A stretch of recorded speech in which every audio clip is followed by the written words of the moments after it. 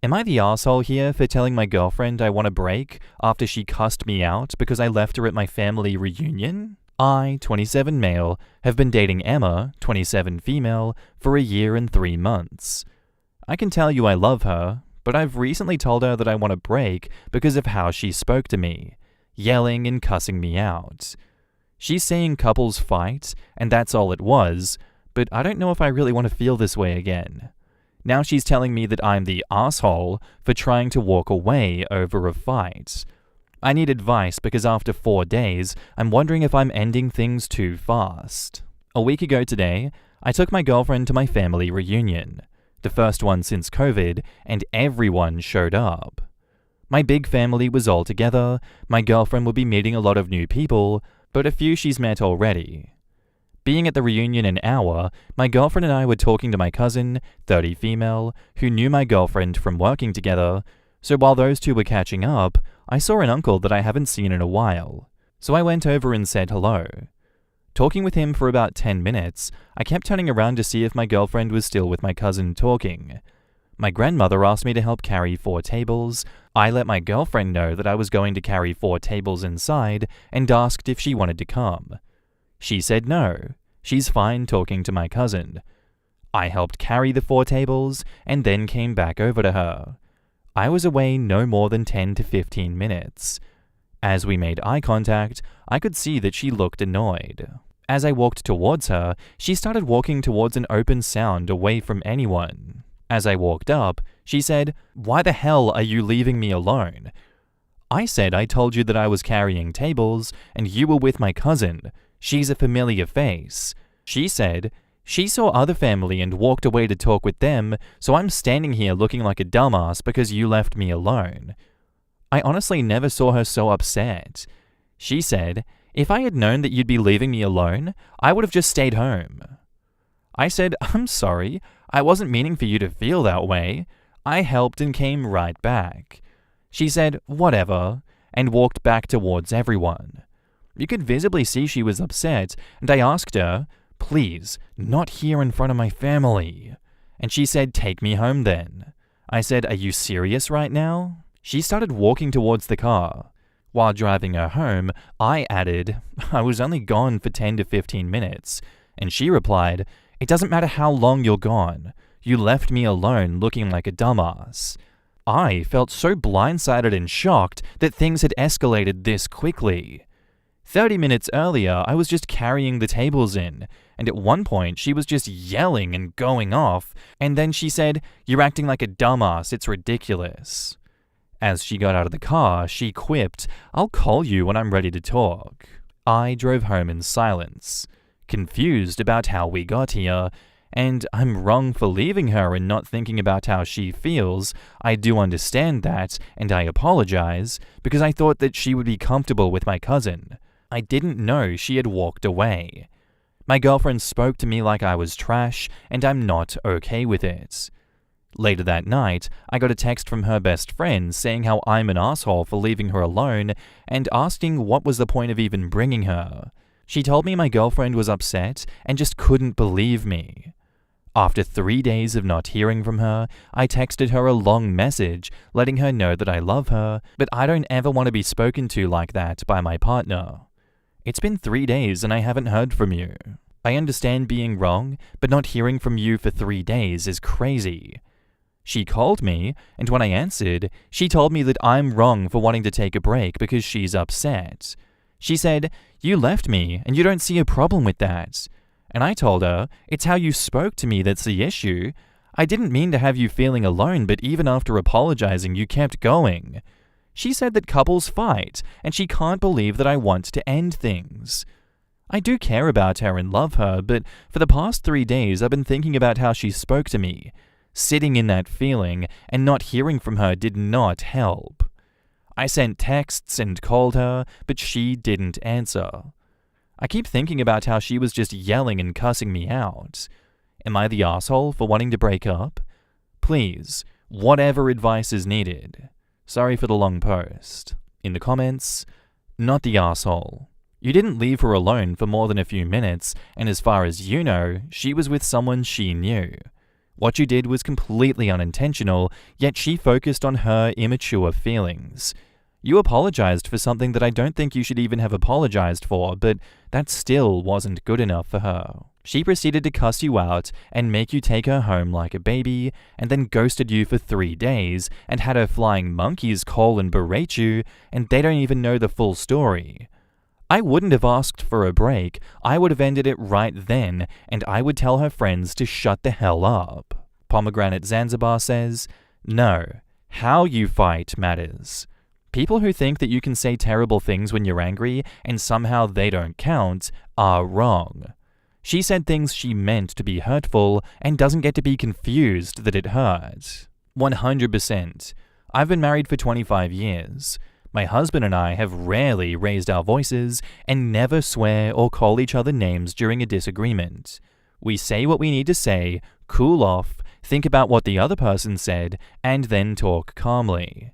It's way more productive and definitely more respectful to fight with some ground rules. My dirty alt says, not the asshole. She lost her absolute mind over 10 minutes. She knew what you were doing and that you would be back, but she decided to throw a fit that lasted for 3 days before you reached out. At that point, I had to scroll back up to see how old you two are, and for a 27-year-old adult, that is fucking ridiculous. Seriously, what the hell? Absolutely. She's 27 and she can't entertain herself for 15 minutes at a social function? What do you think will happen at the office Christmas party when your boss wants to talk for a minute? How will she introduce herself to your superiors when you've excused yourself to the bathroom for a minute? This woman isn't mature enough to be in a relationship. I don't know why she doesn't think this is breakup worthy. This is definitely breakup worthy. What's wrong with her? She's a psycho.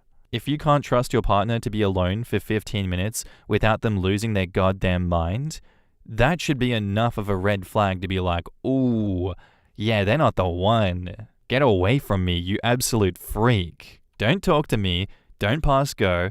Bring that baggage to someone else, because you are unhinged and I do not want you in my life. There's a lot of things that we can forgive in this world, and if it was like general anxiety, there was genuinely a problem that you had caused, OP, I could definitely understand her reaction and where she's coming from, but as it stands, she is unhinged. She is a child. She is a 27-year-old child. She needs to go get some more life experience. She needs to go get a slap in the face and some perspective on how to handle yourself, especially at a family reunion. How embarrassing. How embarrassing to kick up a stink and start fighting you at the family reunion because you left her alone for 5 minutes. Sorry, 15 minutes, like it makes much of a difference. She's given you more than enough reason to break up with her. You are not the asshole for this. I applaud you for doing what you've done here. And now, on to the update. A few of you said that she's done this before in some way. I've never seen her that upset, and it really threw me off. And for it to be the first time at my family reunion, again, it threw me off. When she asked to leave immediately, instead of us figuring out what was going on, I didn't think my family reunion was the best place for us to have any type of back and forth. So of course, I took her home. I'm not someone who yells at my partner. My parents only communicated through yelling and random outbursts. I don't communicate that way, and I don't want a relationship like my parents. I'm 6'2", 210 pounds. It doesn't look good for someone my size to be yelling at my partner. I don't ever want my partner to feel intimidated or unsafe from me yelling at her. A day after I posted, I texted Emma asking if we could talk. A few of you said that she could have social anxiety that I didn't know about. I have a really big family, so I wanted to see if maybe that was it. I asked her, did she have social anxiety, and she said no. I said, help me understand why you were so upset. She said that I don't understand how uncomfortable it is to just stand around not knowing anyone, and that I should have stayed around longer before leaving her. You should have said, come with me while I move the tables. After she got done talking for about 5 minutes, I told her, I'm done with this relationship. You came up with all of these different scenarios that I should have done, but here's one you didn't think about. Tell me that it made you uncomfortable being left alone so I can be with you. I would have understood. You only know 10 people out of 70 or 80, so I would have just walked you around meeting everyone. This was a moment that I could have shown you that I care about your feelings and you could have trusted me. My family is super inviting, and all she had to do was give it all a chance. It has all shown me that this isn't a relationship that I want to be a part of, and I don't want to be in a relationship where my partner is justifying cussing me out. She started backpedaling and saying a lot of other stuff, but I told her that I had to go and good luck in life. I haven't spoken to her at all. I blocked her number and I blocked her friend's number. I want to find my partner. I want to be with someone who can talk to me and figure things out. I feel like that was an easy win for our relationship, but it went the way that it did for some reason. I didn't miss out on the reunion, since it's been a while. Our reunion was the entire weekend. My grandparents have a farmhouse that sits on a lot of acres, so a lot of us camped out the entire weekend. The first day was us setting up our tents. The second day, all the cousins, 20 to 40 years old, had a kickball tournament, and the third day, we had a big fish fry. My family kept my mind busy those days. She wasn't speaking to me, and it helped me so much. I can't wait to have a partner that I can share memories like this weekend with.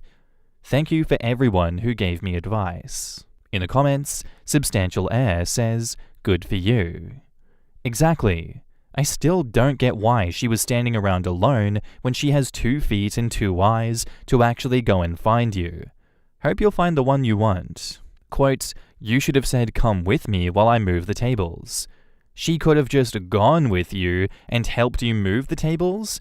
You know, like a helpful person would? She didn't need a special table-moving invitation. Sounds like it was even offered and she was just being a petulant brat. I was looking for this comment. The first thing I thought was, OP said he asked her to come with and she said no. If this were me, that would be my only response before breaking up. You made your choice, you don't get to blame someone else. The doubling down afterwards and not admitting that she may have just overreacted in the moment is insane. I hope that this is a story that could potentially be a reality check for anyone that is struggling with a partner that intentionally miscommunicates, like this girlfriend. Doubling down afterwards and not admitting that, oh, I might have just overreacted. That is not a good nor healthy trait for your partner to have, and I hope that that energy never finds me. Because I know for damn sure that if that energy finds me, it's going to be out the door quicker than it came in, that's for sure. I'm so happy that OP stood by their convictions, got rid of her, and didn't let her lies and manipulation get to his head. And it's understandable why and how people are able to be manipulated by others like OP's ex, but really, this is the answer to that kind of behavior. If they're not able to see reason, if they're not going to be nice people, respectable human beings, get rid of them, just like OP did. Not the asshole, and thank you for the story. Our next post is by a throwaway account, and it's titled, "My husband got jealous over the girl that he led on for years at our wedding. I, 25 female, got married to my husband, 24 male, let's call him Jim, a week ago after dating for 2.5 years. Jim has a friend called Misha, 22 female, who was invited to the wedding. He and Misha have known each other since high school and were close friends, and Misha had a very obvious crush on Jim from what he and others who know them have told me. Jim told me this after I met Misha for the first time and confessed that he leaned into her crush and led her on throughout their high school years and for a little while after, before we got together because he was struggling with his mental health and he really liked her attention. He seemed genuinely guilty about all of that because he thought Misha was a nice girl and a good friend, and because he showed guilt, I didn't feel the need to bring it up or argue about it despite thinking that it was a shitty thing to do. Plus, Misha is a nice girl who has never overstepped boundaries and has been nothing but kind and friendly towards me, and I now consider her a friend too. I'm sorry, but isn't the logical thing in this situation to talk to Misha about her side of the story and how she feels about all of this before continuing to date your part? Anyway, that's just very weird. Misha moved away to the city last year and has done really well for herself and has a long-term boyfriend who none of us have met yet, So when it came to sending wedding invites, I told her that she was welcome to bring him as her +1. The first red flag came when Jim was weirdly resistant to the idea of Misha bringing her boyfriend, but he excused it on being concerned about the number of guests we invited, and the matter was dropped. When the wedding day came, Misha showed up in this beautiful dress. Nothing inappropriate for a wedding, and with her boyfriend on her arm, who I'll admit is a very handsome guy. Think a Kit Harington type. She's also lost weight, and has a haircut that suits her better, and I thought she looked great. We also found out throughout that night that her boyfriend is very successful and earns more than practically anyone else who attended. Throughout the reception, I noticed Jim glaring at Misha and her boyfriend the whole time, and he was really cold and short towards her when she came over to congratulate us and give us a gift. He was also straight up kind of rude to her boyfriend when Misha introduced us to him. When his mum, who's always known and liked Misha, mentioned that she was glad Misha found a great guy and praised her boyfriend for being so nice, Jim snapped that at least she won't be desperate and hung up on me for the rest of her life. Oh, damn, what a catch. Glad I'm marrying this guy. What a nice man to say that. Which I thought was cruel and uncalled for, but I didn't challenge him because I didn't want to argue at my wedding, despite the fact that he frankly sounded bitter. The whole thing has left an awful taste in my mouth, and I can't help but think that Jim got jealous that Misha has found a great guy who's honestly quite a catch, who she's very clearly in love with, and is now completely over Jim. Half update. After getting some PMs from people, I decided to go through his phone while he was napping after work, and needless to say, this marriage is over. I'll post a real update when I have everything sorted out. In the comments, Stuck in My Mind says, "It's giving bitter. Can't imagine how that must have been for you. Says a lot about his character, to be honest." And OP says, "It felt a lot like watching a kid get upset at another kid for playing with a toy they personally never wanted to play with in the first place, if that makes any sense." And they reply, "I get it, but I mean, apart from this, have you never had any indication of what a shitty guy he is? I mean, character matters, and he lacks a lot of it. I can just imagine it being so unsettling and such a turnoff." And OP says, "He's definitely always been quite insecure, but I thought that it was something he was really working on and making progress with." I'm not gonna yuck anyone's yum for getting married after 2.5 years together, but surely you pick up on these things. And I guess OP did pick up on these things. They just said that. He's always been quite insecure. I thought it was something he was working on and making progress with. I guess until these big relationship challenges come up, you never really know who the person that you're marrying is. You never really get under the hood and be like, well, here's a big relationship challenge. How is he going to deal with it? I don't know until we get there. And it really sucks, I guess, in this case, that the relationship challenge came at the wedding, like one of their first big crossroads, and he's shown himself to be someone that you should not be marrying at all. What an asshole. And yes, I read the mini update a bit early. Obviously, there's more to the story here, but purely on the aesthetics of the situation, his behavior, who he is as a person, sucks. And yeah, it definitely seems like a case of, our relationship is perfect except for this one thing. He's a traditionalist, but not in a sexist kind of way. That was so insane. Oh, sorry, he's a traditionalist in the racist kind of way, which I can forgive. Like, what was that supposed to mean? Some of these people's relationships, man, they scare me, that's for sure. And now, on to the update. Hey everyone, I'm posting this here because I said in my last post that I would update when I was able to. Pretty much the day after my original post, I got some PMs from people suggesting that I go through my husband Jim's phone to see if him and Misha were truly just friends before this and that nothing romantic happened between them that would explain his reaction at the wedding. He always takes a 45-minute nap after work, and so I used that as an opportunity to swipe his phone from where it was charging on his desk so that I could look through it. I've seen him put in his passcode a ton of times, so that wasn't an issue. I didn't find anything in his texts with her, but I know that Jim goes on Instagram a lot, so I checked there too. The immediate red flag was that he'd used an app lock that requires a passcode to access Instagram, but the dumbass used the same passcode that he uses to unlock his phone, so I got into that right away. It's his birth year, go figure. And what would you know, I go to his messages with Misha and find messages from him the morning after our wedding telling her how beautiful she'd looked that night and how much he had missed her, how much he felt that her boyfriend being there spoiled his opportunity to catch up with her, and that he was desperate to meet up with her. Yeesh. Misha never replied to these messages, and he sent some more to her later that day. I won't get into what he said because they were very personal insults that were frankly just gross, but just think about the kind of stuff you would read on that Nice Guys subreddit. Misha left him on red, and when I clicked on her account, it appears that she's blocked him. I scrolled through their messages quite far back, and I believe nothing romantic has happened between them. I wish that was all, but looking into his other conversations on Instagram, I found that he's been messaging other girls on there. They seemed like aspiring Instagram model types from our area. Most of the conversations were just him shooting his shot and getting left on red, but others had evolved into flirting and 2 of them resulted in sexting. And the most embarrassing part of all? The nudes he was sending to these women weren't even of him. I know what his body looks like, and he doesn't have chiseled abs and isn't that well endowed. I think he must have found a man's profile on some adult website and used those pictures, just cropping the face out. These 2 conversations happened in the past 6 months. I ended up texting his mum and his brother from my phone, asking them to come and pick him up from the apartment, and then I went to wake him up. I told him that I knew about the girls he was messaging on Instagram and that he needed to pack a bag and get the hell out before I started throwing his stuff out onto the street and causing a scene.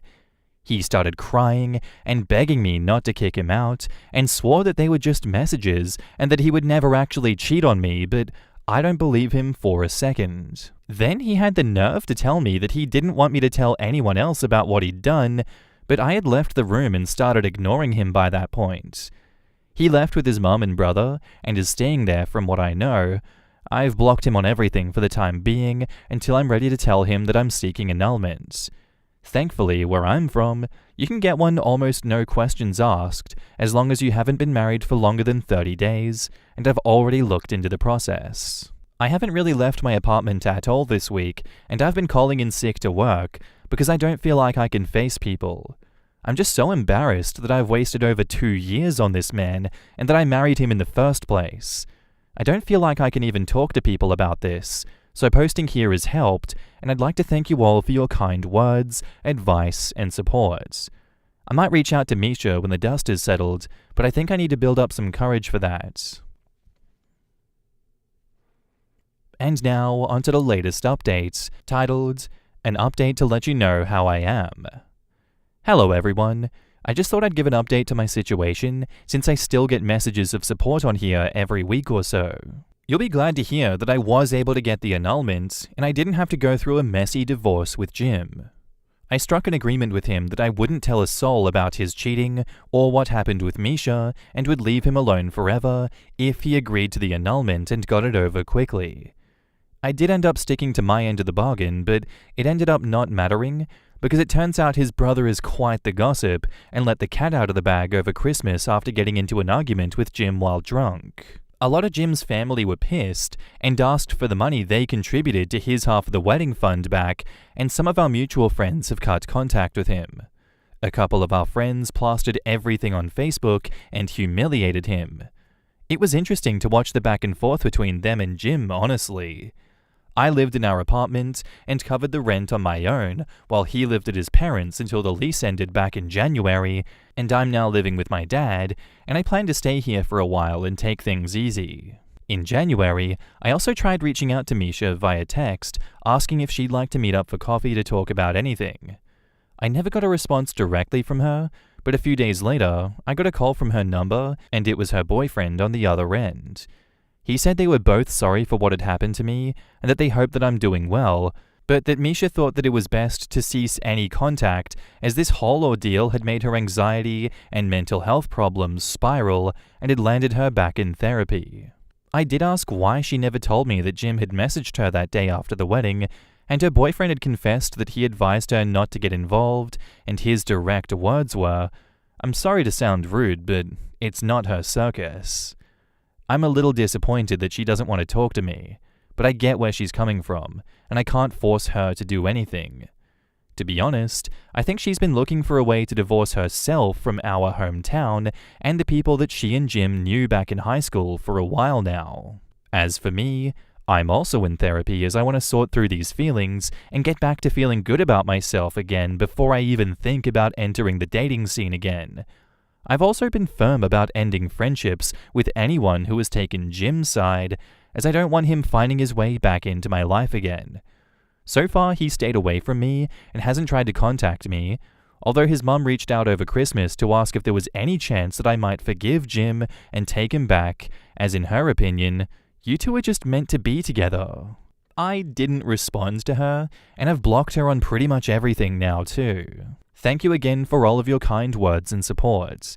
I'm certain leaving that asshole would have been harder for me had I not had hundreds of comments backing me up. In the comments, 4 Rangers says, "The way her ex-mother-in-law asked OP to take him back made me laugh.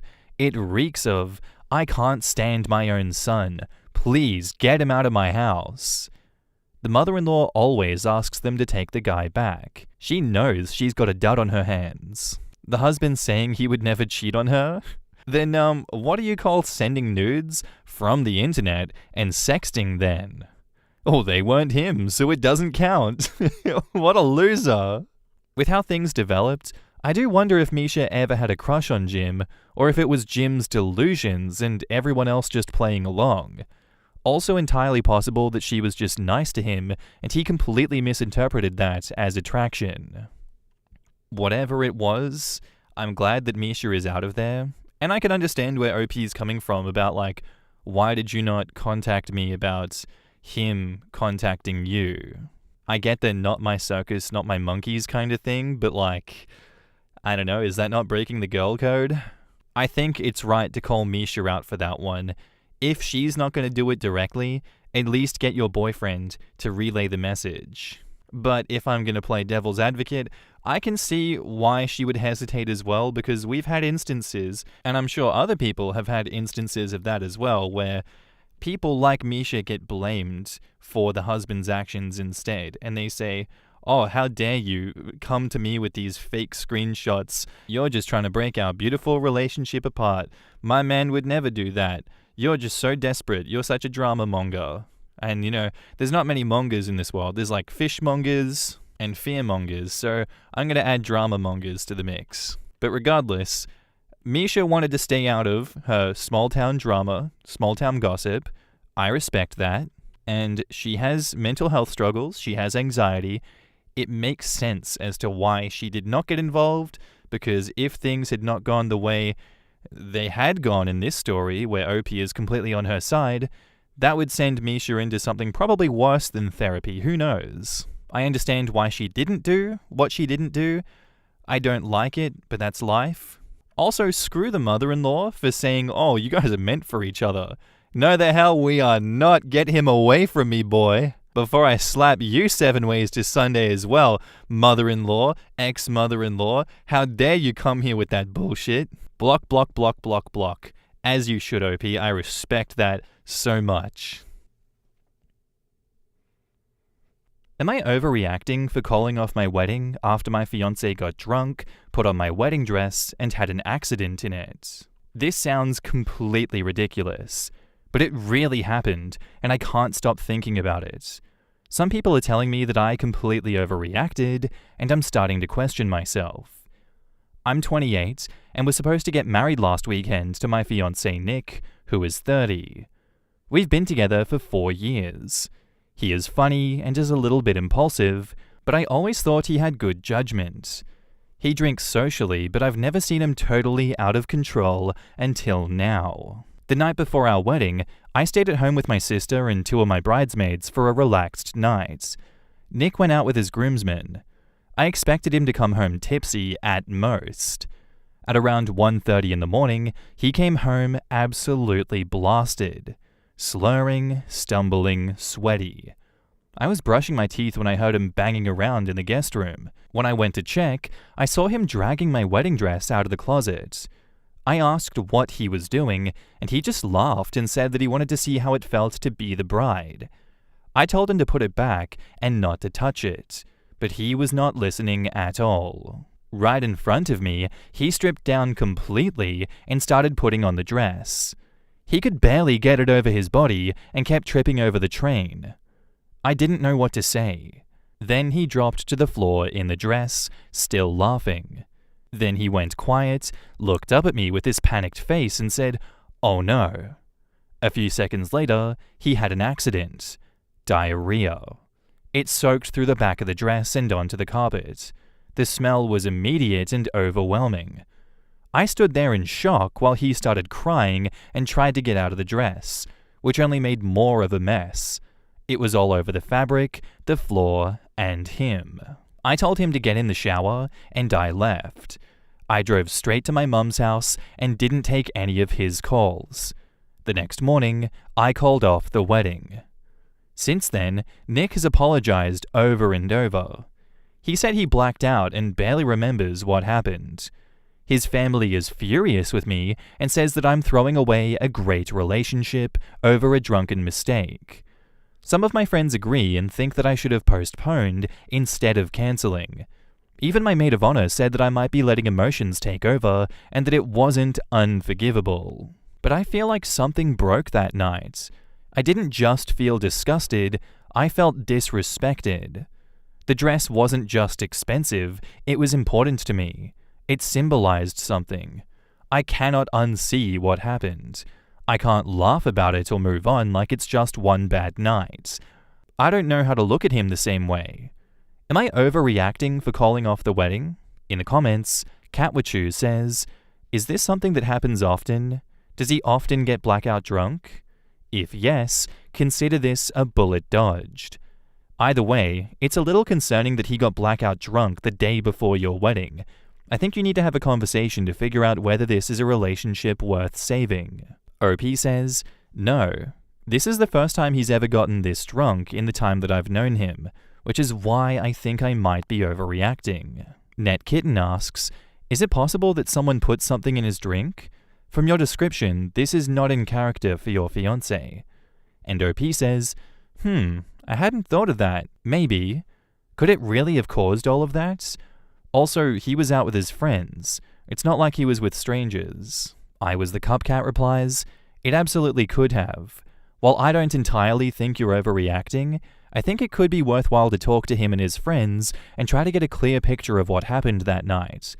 I wouldn't just throw the whole relationship away right away. However, if you do work things out with him and decide the wedding is only postponed, I would 100% get an entirely new dress, possibly even a completely different style to help scrub the image of the ruined one from your memory. Maybe this is unhinged of me to think, but if it turns out his friends did drug him, they owe you a new dress." Winky face. And he also needs new friends if that's the case, because what the actual hell? Randomly drugging someone isn't okay. This isn't The Hangover or whatever stupid movie it is that a friend decides it's a good idea to drug the groom at the bachelor party. And Pino JD says, "I'll add that the night before my wedding, my husband's best friend at the time was intent on getting him shots at the rehearsal dinner. Wildly, intensely focused like a laser. Luckily, we had briefed the bartender ahead of time. No shots for us. Years later, BF confessed he missed his college days." Ugh. I think this story could genuinely go a lot of ways for a lot of people, because I want to know more information on why he was that blackout drunk, and what did happen beforehand. Because I think there are many explanations for it, and in a sense, I do think that OP is overreacting a little bit here. That's not to say that what they did was wrong. That's not to say it was a bad decision to make. I think it's possible to come back from this. I think there are many plausible and acceptable explanations for his behavior, and you can rebuild what has been broken currently. Though if OP doesn't see the value in that, that's perfectly acceptable as well. It's okay to call things off. If you're not happy from this point forward, if you don't feel respected, if you don't feel like this is someone you can have a future with. It sucks, it's an unfortunate series of events, But it happens. And it wouldn't be right to force yourself to do something that you don't want to do and you cannot be comfortable with. And now, on to the update. Hi again. First off, thank you to everyone who responded. I didn't expect the level of attention that my post got, and honestly, reading the replies made me feel less alone. Some people told me I was right to call it off. Others said it was a terrible mistake, but not unforgivable. Both sides helped me see the situation more clearly. I spoke to Nick this morning. Not for closure, not for a big emotional talk, just to return some things and check in about logistics since everything has been cancelled. But we ended up sitting down and talking for over an hour. He apologized again. Sincerely. He didn't try to defend himself or shift blame. He told me he didn't remember everything clearly, but knows he came home wasted, saw the dress, and in his words, thought it would be funny or meaningful or something. He didn't mean to ruin the dress. He didn't mean to humiliate me, but he did. And he knows that. He said he's ashamed of what happened and how out of control he let himself get. He also admitted that this wasn't the first time his drinking led to something bad. He said this was a wake-up call and that he's going to stop drinking entirely. I didn't even know he had a problem. The thing is, I still care about him. We were supposed to get married. I didn't walk away from someone I didn't love, but something inside me cracked that night, and it hasn't healed. I don't know if it will. I know it sounds superficial to some people, but for me, it was a symbol of our future, of the person I thought I was marrying, and watching him defile it in that state, whether on purpose or by accident, changed something. I've been trying to figure out if that one night should be the end of 4 years together. But it's not really just that one night, is it? It's what it revealed, about how he handles stress, about how far he let himself go, about how I felt standing in that room watching someone I love become almost unrecognizable. I still haven't made a final decision yet. Technically, the wedding is still cancelled, but the relationship isn't officially over. We're on kind of an emotional pause, I guess.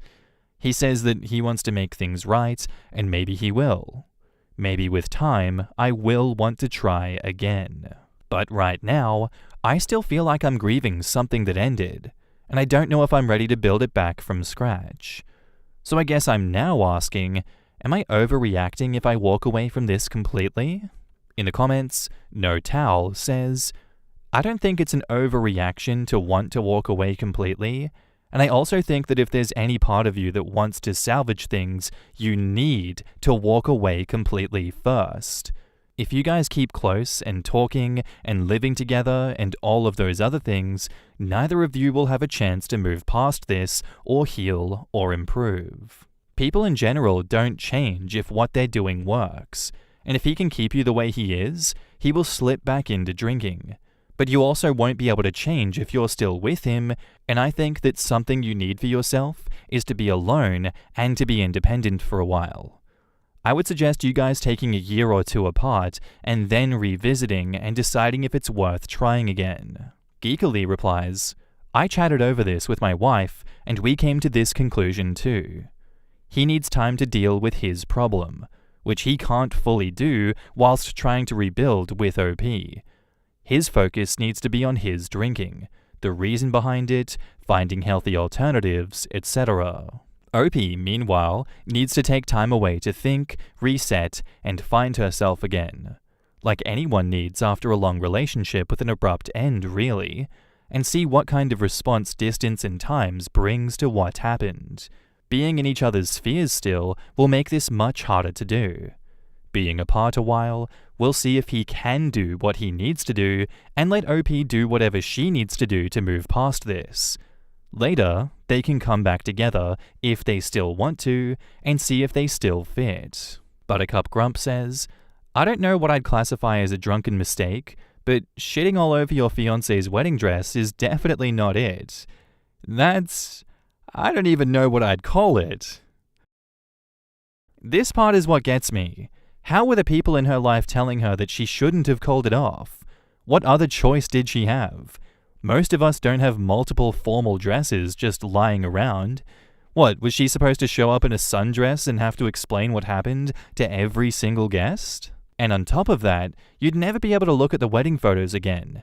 Even if you could get past the groom ruining the dress, even if you could get past the embarrassment of explaining to the wedding guests what happened, you'd look at the wedding photos of you in a dress that is not your wedding dress and remember it all, every single time. And even after all of that, he hid his drinking problem. Who knows what other bad decisions he has lurking in the closet. I'd never feel secure after that. I couldn't agree more. I genuinely couldn't agree more. There is a drinking problem under the surface. And maybe that sounds dramatic. Maybe this is a one-time thing, but I don't have the full story here. All I can do is guess that he does have a drinking problem and that this isn't the only thing going on. Because that is not normal behavior.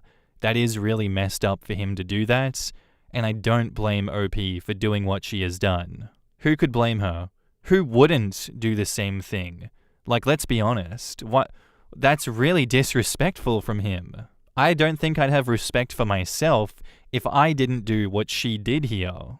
If I'm to look ahead in the future, if OP does take the advice of everyone here and have a 1 or 2 year emotional break clean from this guy, they're just not getting back together.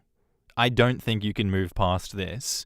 As OP said, something broke in me. And I don't think getting back together is possible after this. If that's how OP truly feels in her heart of hearts, if that's always going to be a stain on the relationship, I think taking that break means you're done. It is not a friend's break. It's over. We are never getting back together. This cannot work. Whether you want to call it a mistake, you want to call it an accident, I don't know what to call it. I call it stupid blackout drunk behavior, and it is what it is. I hope he doesn't make this mistake again with the next woman that he decides to marry. I hope he learns from this, and I hope OP finds some peace in her life and finds someone that will not disrespect her in this way. Thank you for the story. I hope nothing but the best for you going forward from here, OP. Our next post is by a throwaway account, and it's titled, "My husband had an affair with my little sister. My life will never be the same after this. We've been married for 2 weeks. My 27-year-old husband has been sleeping with my little sister behind my back. She's 17, legal age of consent, but she's still a baby. We just found out that she's 1 month pregnant, but she refused to say who the father is. Yesterday, my parents asked me to come over. Apparently they installed a monitoring app on her phone, and that's how they found out that he's the father. My sister is saying that she's sorry over and over again. My husband also apologized, saying he made a mistake and wants us to go to counseling and stay married. I didn't say much. I told him that I'm filing for divorce. I'm not changing my mind. I know for sure that I'll never speak to him again after everything is over. As for my sister, I don't know.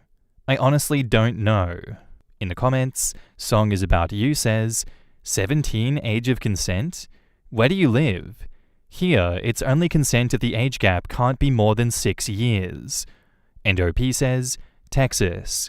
From what I've read, kids 14 to 16 can consent to someone up to 3 years of age higher, while 17 plus can consent to anyone. Money Beginning says, "I'm so sorry, OP. How long has he known your sister? If they recently met, they are both disgusting. Full stop. If he met her as a child, he probably groomed her. The fact that she was still trying to protect him after she got pregnant says a lot. Regardless, he's a predator. I also have an older sister and could never imagine doing this to her unless I absolutely hated her. I can't understand why she would do that to you."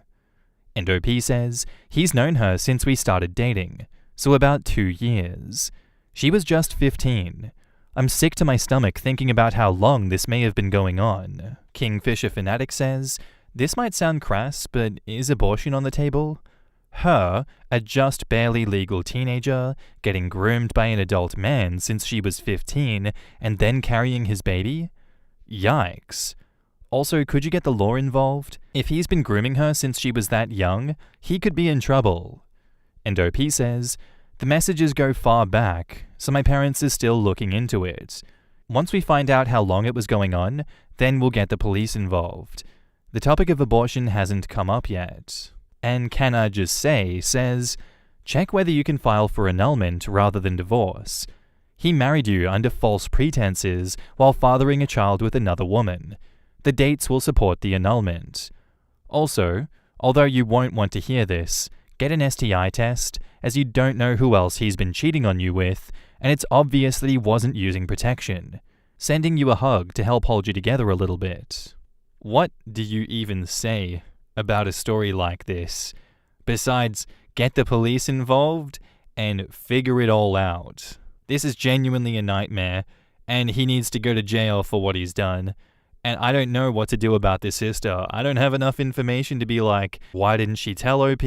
What's going on? But oh my god, what a mess. And now, onto the update, titled, My husband was arrested this morning. Thank you to everyone who read my first post and offered support.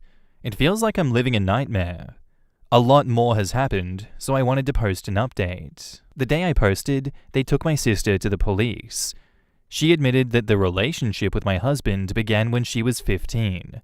She also said things became physical when she was 16. They had exchanged inappropriate messages and images, and the content on her phone matched everything that she told them. My soon-to-be ex knew that she was pregnant. He was arrested at his job earlier today. Last night was the first time in a year that I went to bed and he wasn't there. It felt surreal. My dad, who is very religious, insists that my sister keep the baby. My mum believes that she should have the choice to end the pregnancy. I've already contacted a lawyer for the annulment and emphasized that I want no more contact with him. There is nothing left to salvage. Even though my sister has apologized several times, she still believes that she is in love with him. My family is planning to start family counseling soon. It will be focused on figuring out how to move forward and what kind of relationship, if any, I want to have with my sister. There are no clear answers right now. The support that I've received from people here has helped me feel less alone. Thank you. In the comments, Infinite5 says, he's a monster. I'm glad he's facing consequences, but I'm heartbroken for all of you who were impacted by how vile he is. Sigh. It's the only comfort that I can give. Just sigh. Because if I'm tired after reading such a thing, I can't imagine how they feel. Sometimes a sigh says more than words ever could. No one deserves that kind of betrayal. Well, that's all I'm gonna do as well. I'm gonna sigh because I believe that. I don't think anyone deserves that kind of betrayal. What a monster. I hope they lock him away, and I hope he stays locked away because that is incredibly messed up. I'm so sorry that happened to you, OP. I wish nothing but the best for you and your recovery from a situation like this, and I hope he leaves you alone and stays out of your and your family's life. No one deserves that. Our next post is by user Additional Unit, and it's titled, Therapy made me realize what an awful person I was to my ex, and it cost me what could have been a happy marriage. I finally broke down and decided to go to therapy despite my ex, we'll get more into him later, heavily suggesting it over the course of my relationship. I wanted to know why I was attracted to men that mistreated me so much, but she dragged me down to earth with my most recent ex. She basically laid out what I did wrong, asked why I did what I did, and described my actions as abusive and how I should approach the same situation going forward. I met my ex through a friend. He was a couple of years older than me, and he graduated in the early stages of our relationship. He was so caring, coming to stay with me in the library after work, just to be with me, bringing me takeout during stressful study periods, and just being there. In retrospect, I treated him like garbage. After being with so many bad exes, we have a cheater, some guys who lied about wanting a relationship with me just to get sex, etc., I kind of compartmentalized my feelings and would often box out the offending party. With the first couple of arguments, I would box out my ex for a couple of days to cool off, and he would text a couple of times of me boxing him out to ask when I'd be ready to talk, and we would, and things would be fine. I guess because he was so great, I unconsciously held him to a much higher standard. We were supposed to watch a movie together after my exam period, but he went with his friends instead. He offered to go again with me and wouldn't spoil it, nor give his opinions, so it would be like we were watching it for the first time, and I boxed him out for 5 days. He would do his texting, apologizing, and I would lash out at him. I never took any accountability for my actions. It seemed like even the smallest thing that I perceived was wrong resulted in me boxing him out. It all came to a head when he said that my boxing him out was stressing him out and that if I was so unhappy, I was free to leave. He wasn't going to force me to change. I promised to change. And then I boxed myself out. Just kidding. For a time, things did change. I went on an internship, so the stress of studying and tests were gone, and we had the best year of our relationship. We communicated at even the smallest things, and he got even more romantic with me. Even the most trivial events, like simply grocery shopping, ended up being a great date, and I was truly happy. We had even discussed getting married when my career was stable, and he got me a silver ring that was engraved with our initials and my graduation date for my left ring finger. He called it a placeholder for the real thing when the time was right. Then I went back to school. The last year of school was so bad. My lab partners were just mean or lazy. The instructors were brutal, and I struggled with the material. My ex tried to help, but as my therapist showed me, that I lash out more when stressed. He came over and did the dishes, but forgot to wash the pans. I screamed at him and boxed him out for a week. I noticed a change because he only texted once during the boxing out period. In hindsight, I realized that he was preparing to leave. After the week was up, he brought up our previous discussion about me boxing him out. I was stressed and he didn't seem to care. My therapist said that he was likely beyond pissed, so I gave him lip service. At this point during our session, my therapist was blunt with me and told me that you are very lucky that he didn't leave you then and there. The straw that broke his back was my birthday. He'd been skimping and saving for the last 6 months or so. Like we'd go to cheaper restaurants, and he dialed back his nights out with his friends, like swapping bar nights to takeout and video games. But I didn't think that he'd skimp on my birthday. He took me to a cheaper place, instead of our usual steakhouse visit, and his gift was bath bombs and a basket of my favorite snacks and chocolates. I was pissed and snapped at him that he could be frugal with himself or his friends, but I thought that I was more important. Time flew by, and I boxed him out for 2 weeks. He did not text once. When I called him to ask him to come over and talk, all he said was, "I made the mistake of trying to change you. You should be with someone who will take you as you are. I'm done." And I fired back with, "Well, I won't wait for you to come back." Lo and behold, he, and all his family and friends, blocked me the minute the call ended. Luckily, the friend that introduced us did not block me so we could stay friends. When I finished that part of the story, my therapist did not hold back. She told me that I need to work on my self-importance, be more reflective on my actions and how they impact other people, how to manage my disappointment better and communicate with him better, like asking why he was being so frugal. I've done that, and I came to a horrible realization that I was awful to him. My therapist made me write all of the things that he did for me and a list of how he wronged me and got boxed out, along with the length of boxing out. The wrong part of the list was longer than the good part, but the good part seemed to outweigh the bad. Then my therapist asked if I had ever considered that I was getting mad about the small things and using my ex as a whipping boy for my disappointments and frustration. At first, I thought she didn't understand, and as I think more, it sinks in, and I feel sick. I guess my ex got his revenge. I met with a friend that introduced us, as we're quite close, and I cried and vented about what I told my therapist and asked her if I appeared to be controlling and abusive. She was silent for a minute and said, "Yes. He told us everything, and the others all dislike you for what you did." She was a little angry too, and said, "Well, do you know why he was being frugal? It was his Instagram story, showing a brand new iPhone, AirPod Pros, and a few video games with the caption, 'We're saving up for a ring, but I guess I don't need that anymore.' Dodged a bullet and got an iPhone out of the deal." It really did hurt. If I listened to him and sought out therapy sooner, maybe I would be engaged to that wonderful man. Apparently, he was planning to do it at the convocation. I just don't know what to do now.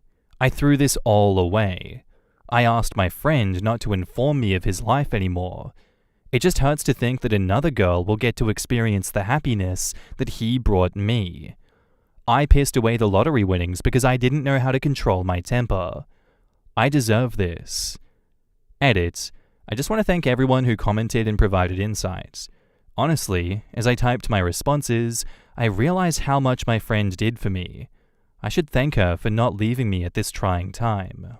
I suspect that my ex deliberately did not give her the instructions to cut me out, nor force her to choose between us. I don't have a lot of friends. Well, she's like my only friend left, and he probably didn't want me to be alone.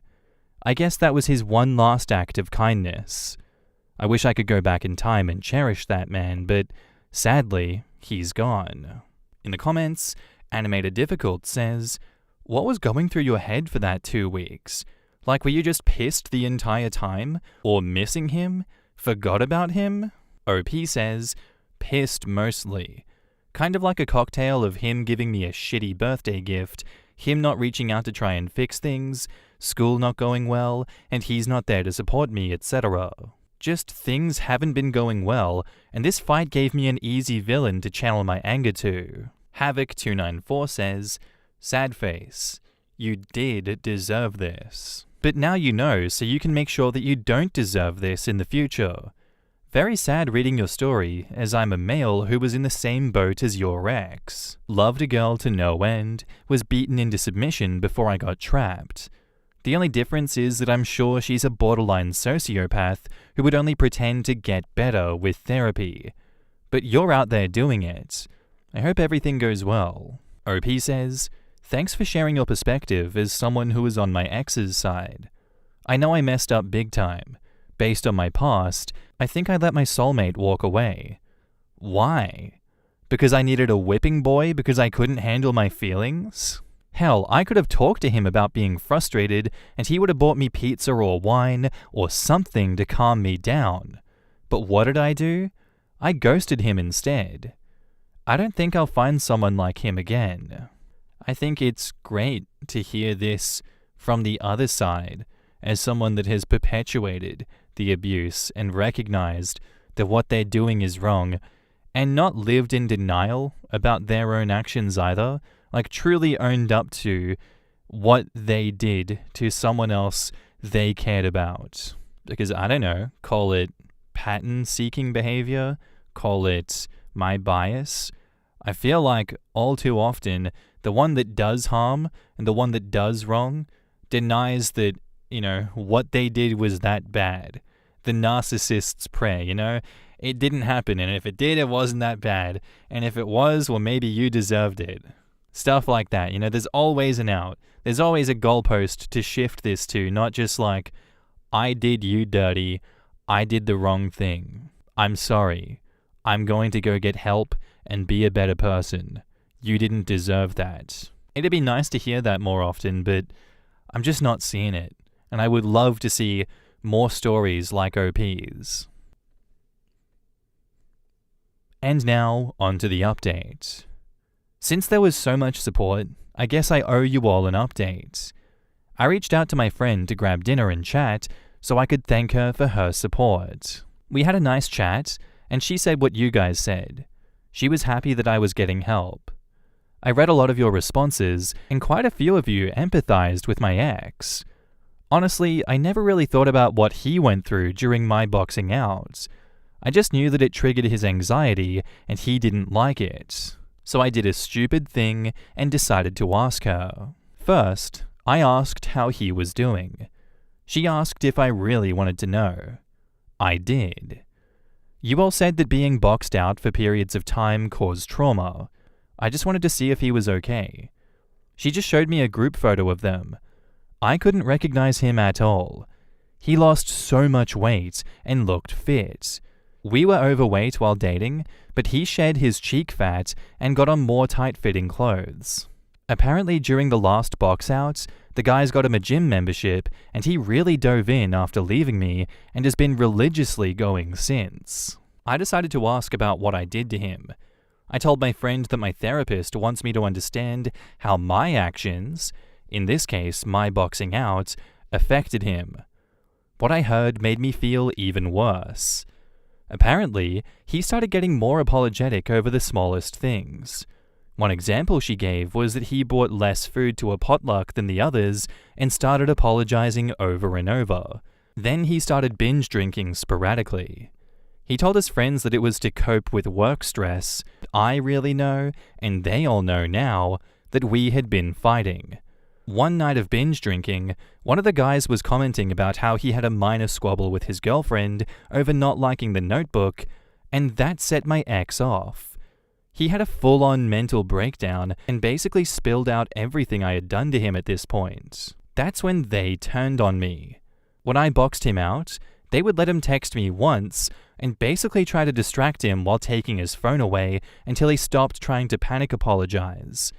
Then they started to tell him that he was being abused and to leave me. That was before the second time he asked me to change. They wanted him to leave me then, but he insisted that I would change. Then the final time he agreed with them and gave them explicit instructions to block my number and delete my contact info when he gave the signal. However, he told my friend that she was free to do whatever she wanted. He said he wasn't going to kill a friendship over his problems. Then he left, and then the wall of silence came up. I wish I had never asked. I wish I thought about what he was going through. I had my head so far up my own arse that I thought I was right and self-absorbed in my world where he was wrong and I was right and he deserved that punishment. Anyways, I'm signing off now. I won't be using this account again. Thank you for all of your support and making me see the hard things. I'll continue with my therapy and hopefully find someone who treats me as well as my ex did. In the comments, Zombie Zookeeper says, I am majorly happy for that guy. Truly. Good on him for knowing his worth and walking away. Good on OP for doing the therapy and reflection after the fact, but that ex was the real winner here. His life would have been hell had he proposed, because she would have only gotten more abusive and more demanding.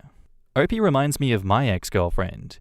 She would do a similar thing where any perceived disrespect would get me shut out for a few days until she was ready to talk about it. It's so exhausting to deal with, and I'm glad that the boyfriend was able to eventually find the strength to just leave. I know how hard it is, because every time I tried to break up with my ex, she would cry and promise to change, and I wanted to believe her because the times she wasn't like that were incredible. Dealing with this was definitely a formative experience in terms of helping me draw my lines and boundaries for how I deserved to be treated in future relationships. Also, the part about her projecting her bad past experiences with men onto her current great partner reminds me of my current girlfriend. That's been something that I've been working on with her over the last 2 years that we've been together too. Penguin Seb says, OP is taking the right steps to not hurt others in the future, which is good. That said, man, I feel bad for her ex. She was mad at everybody. Everyone at her school was against her. The friend group was against her. The boyfriend. It must feel awful to feel like the world is attacking you constantly. What must actual strife be like for her? She's one of those folks that you'd see absolutely screaming at a service worker. Yeah, and I very much appreciate her for coming and bringing her awful, but understandable perspective to the group chat. Thank you for sharing with the homies how you really felt. Thank you for running us through the thought process, OP. Again, I'm going to keep repeating this. I hope energy like that never makes its way into my life, because God, I will take a long walk off a short cliff if I ever have to deal with someone like OP. Thank you, divine Reddit algorithm, for bringing me stories like this so I know what not to look for in my life. I really feel like her ex gave her too many chances during that entire period. He just kept letting himself be abused. I can understand why he would stick around, and I know that's something I always say, oh, I understand why you're doing this, I am sympathetic of that. But seriously, like those comments said, the good times are phenomenal, but the bad times make you want to jump off a cliff. But those good times will always outweigh the bad times, until it gets to a point. And that seems to be a common trend in human interaction, huh? Still gonna repeat what I said before. Glad OP sees the error of their ways. Glad they're getting some genuine help and actually addressing this.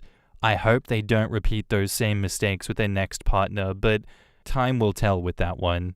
Thank you for coming with your story to Reddit, sharing with the community, OP. This is a valuable and rare peek behind the curtains. And I think it was quite mature to bring this story to us so we can see why you're doing what you're doing.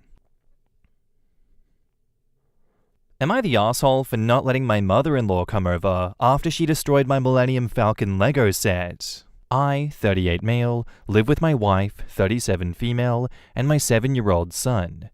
I work as an engineer, and my wife is a senior supervisor at a law firm. I've always loved Legos since I was a kid, and sure, it is kind of childish, but it makes me happy. So I've kept it as a consistent hobby throughout my adult life. In 2024, I spent months building the Millennium Falcon with my son. It's me and my son's pride and joy, and I often show guests who come over. My wife doesn't really get the hype, but doesn't mind it either. In early March, my wife's parents came over for a week to spend time with us. As I usually do with guests, I asked them if they would like to see my Lego collection. They agreed, and I showed both her father and mother my Millennium Falcon. Her father was amazed at the time that it took to build my sizable collection, but her mother said that it was a waste of time and that I should focus on being a real man and move up the corporate ladder. I laughed it off because she's pretty old, and I figured she just held very old-fashioned beliefs. We left the room, and nobody really mentioned it for a few hours, but at dinner, her mother said out of nowhere that I should give up on all this Lego nonsense and be a real man. We ignored this and moved on, but you could see in her expression that she was not happy. Nobody said anything about it for the rest of their stay, and all seemed well the morning they left. They left at 3 a.m. to catch a flight, and we waved them off. I went back to bed, but the next morning awoke to find my Millennium Falcon smashed to pieces with a note from my wife's mother calmly saying that this was for my own good so that I can be a real man and focus on what matters. It turns out she had quietly destroyed it in the night and left in the morning. Me, and especially my son, were very upset. I called her in the morning, but she refused to apologize. I said that until she apologized, they would not be coming back. My wife is not happy with my decision on this matter, and honestly, I'm starting to wonder if I overreacted. Did I go overboard, or am I in the right? In the comments, HistoryChick99 says, "She ruined something you and your son did together. Regardless of her feelings about you, she actively did something that hurt her grandchild. That right there is grounds to not allow her in your home or have a relationship with your child. Your wife needs to think of how disrespected you were as an entire family unit. If she doesn't back you up with this, then you have some serious issues. Good luck, dude. Not the asshole." The wife let her mother tell him that he wasn't a real man at dinner, likely in front of their child, and said nothing. I would rethink my relationship if I were OP. Yeah, I don't often get on the divorce bandwagon, and I'm not now, but geez, oh. You're supposed to support and look after one another. Why on earth would OP's wife allow this behavior? Unless she secretly agrees with her mother. Respecting someone else's property is common decency. You and your son invested time and interest in a hobby that brings you joy. That is just as, if not more, important as increasing your earning potential. When your son is an adult, he will retain memories of the time that you spent together.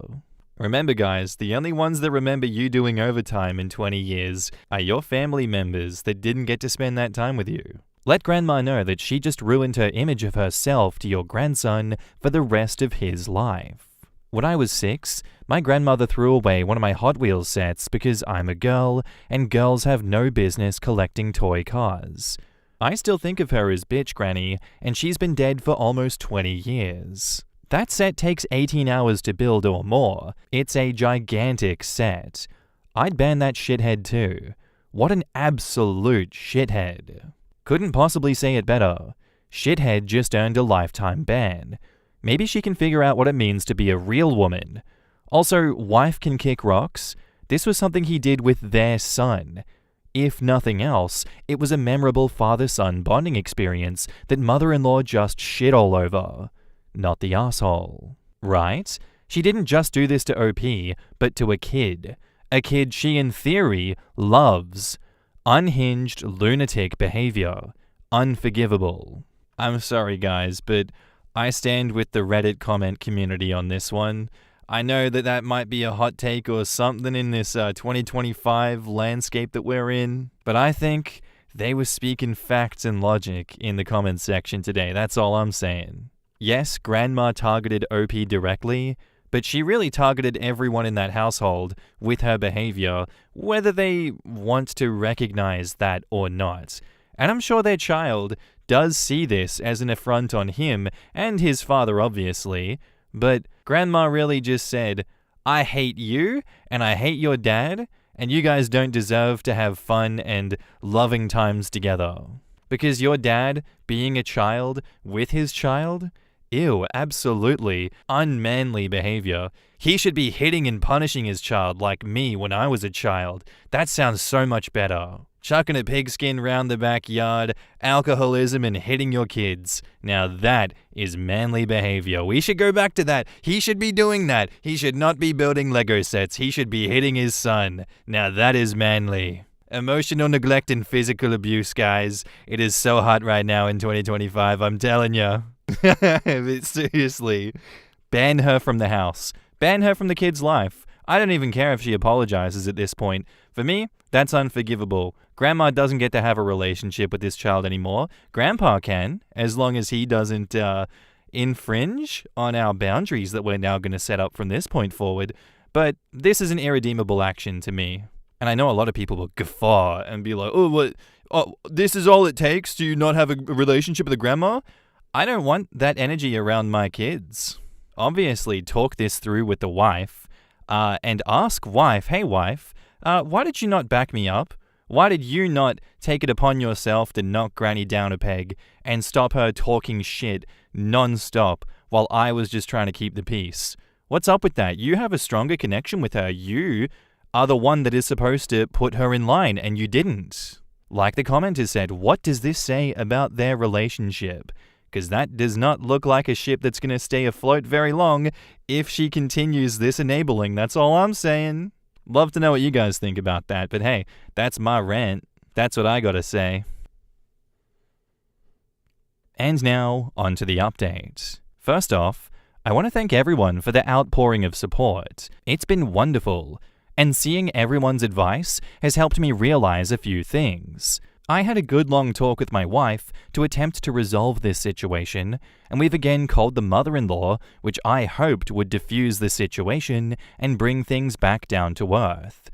Instead, tensions have seemed to only have escalated. For anyone who didn't see the original post, my wife's parents came to visit for a week, in which things went relatively smoothly, aside from some disparaging comments about my Lego collection from my mother-in-law, but after they left in the night, we discovered the Millennium Falcon destroyed, with a note from my mother-in-law saying that she did this so that I can move on and be a real man. Firstly, after lunch, my wife and I discussed the situation adult to adult. I expressed my feelings of her not being behind me in this, and she admitted to having harbored feelings against my Lego collection. She also admitted to secretly agreeing partially with my mother. She doesn't think that my mother-in-law should have gone as far as she did, but according to my wife, I need to move on. I feel hurt by this since it's been my lifelong hobby, and being an engineer, I take great joy in building various creations with Legos. After that, my wife and I certainly were not in agreement, but we were at least on the same page. We also both wanted to resolve things with my mother-in-law, and so that day we called her mother and things did not go well to say the least. I simply told her that I was sorry that I had to not let her come back, and I hope that things can be resolved quickly. Still feeling upset about the Lego Millennium Falcon, I said that all I asked of her was an apology. She refused, saying that if she bends for me at all, I would never let go of my Lego obsession. My wife is not happy with any of this, and frankly, the marriage is starting to show tensions, which worries me greatly. She seems to be more distant after all of this. My son has developed a strong disliking of the mother-in-law, and I really can't blame him. She's been getting a little crazy and seems to only talk about Trump these days. Should we start considering a senior home for her? That's crazy. So that's the update. Things are getting even worse, and I'm not sure if I can salvage this situation. I'll update everyone when new developments occur. In the comments, Baby Toe Salami says, "Seems like some deeper issues here than Legos. My guess would be that your mother-in-law's actions and words are based on things that your wife has said to her. Mother-in-law went off the rails, but your wife likely lit this fuse." I agree. I think the wife is more complicit than OP thinks. I would even be shocked if the wife asked her mum to do that. Even if she didn't do that, wife is clearly complaining a lot to her mother about this. I recommend marriage counseling stat. The other piece of this is the son now disliking grandma, who destroyed the project that son and dad had worked on and bonded over. If mum agrees with grandma that it was warranted, how long before the son pulls away from his mother? Pootie Tang says, "How effing stupid. The wife has no place telling him what hobbies he can or can't do, unless it's affecting their finances or getting in OP's way of fulfilling adult responsibilities. I couldn't imagine if my wife tried to take from me the one thing that reconnects me to my inner child or to my son. Honestly, that's breakup material for me. Your wife having harbored feelings towards something that brings you joy is a red flag, especially since you built it with your son. Your wife and mother-in-law are in the wrong, and don't think differently for a second. You did nothing wrong. If your wife can't see the issue with this situation, then you should reevaluate this relationship. I really do think the wife has been complaining to the mother-in-law about the Lego collection. My husband doesn't complain about my art supplies obsession. I don't complain about his camping equipment obsession. Mother-in-law sounds like a dreary old cow. Honestly, if we repeat something enough times, it's going to be true. So I think we've boxed this one out, and it's safe to say that this relationship is over. Divorce is on the way, guys. We've solved the case. Honestly, though, it does sound like OP's wife resents him for finding joy in Lego. That's another thing that we're going to add to the list of things that give women the ick. Finding childlike joy with your son in Lego collections. Guys, 2025, tick it off the list. Don't do that. Your significant other will not like you anymore. It's sad that it had to come to this, and it took mother-in-law coming, and she kind of was the one that broke the camel's back, but, you know, not with a straw, more like a cinder block. She dropped a cinder block on the camel's back, and it showed some necrosis on the inside of the camel, and you're like, damn, how long's this been going on for, huh? Didn't know about all that. I really wouldn't be surprised if the next update to come from this is a divorce is on the way. My wife has been trying to poison my son against me also, and saying that I'm the one that caused this, and everyone in the extended family is texting me, asking me how I could cheat on my wife like this, all over some Lego sets. And who knows what else they're going to throw in there. I wanted to go on a gaycation apparently, and I don't personally see anything wrong with going to Ibiza with my brother and having a gaycation, because what happens there, it doesn't count. I look forward to the next exciting chapter of this story. Keep us posted, OP, and good luck. Our next post is by user Zachary Dackery 69420, and it's titled, Today, I messed up by not noticing signals and not getting laid when she was literally throwing herself at me. So last weekend, I, 25 male, ended up going out with an older coworker, 34 female, to a bar. We were chatting it up. Everything was great. She was nice enough to let me crash at her place instead of driving home, which I thought was super sweet. Strike number 1, OP. What do you mean? Oh, can I come home with you? Yeah. Man, you're awesome for letting me do that.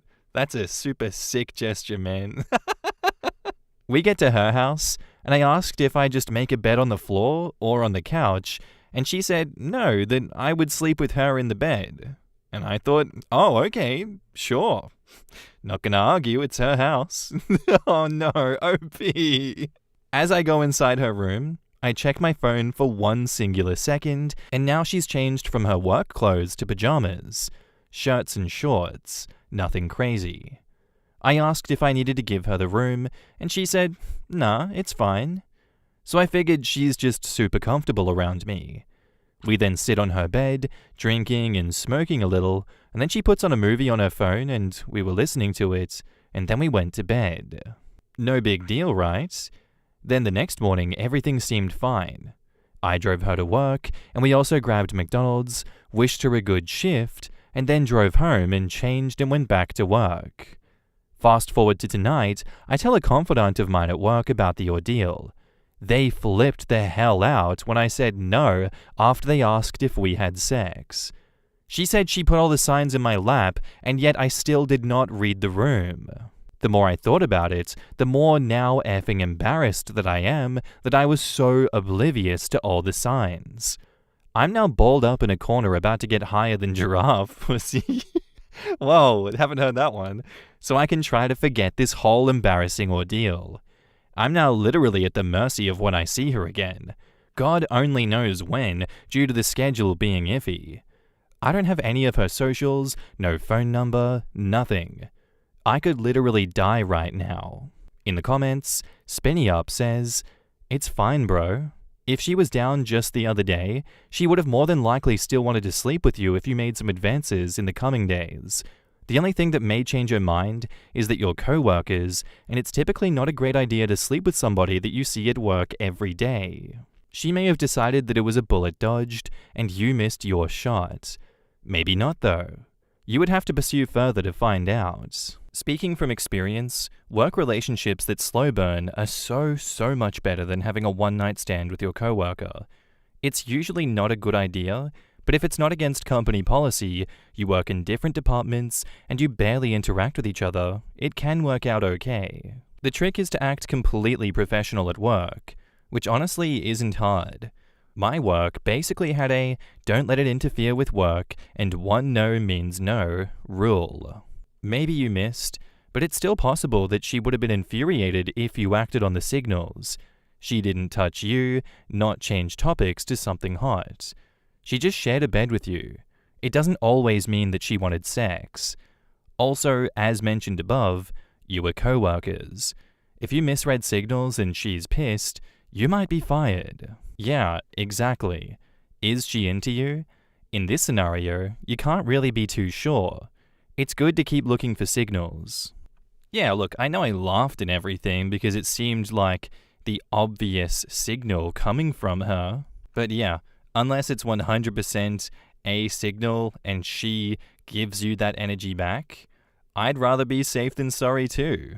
I see no reason to risk that when the consequences of making the wrong choice are so much worse than just not doing anything and letting it fizzle out.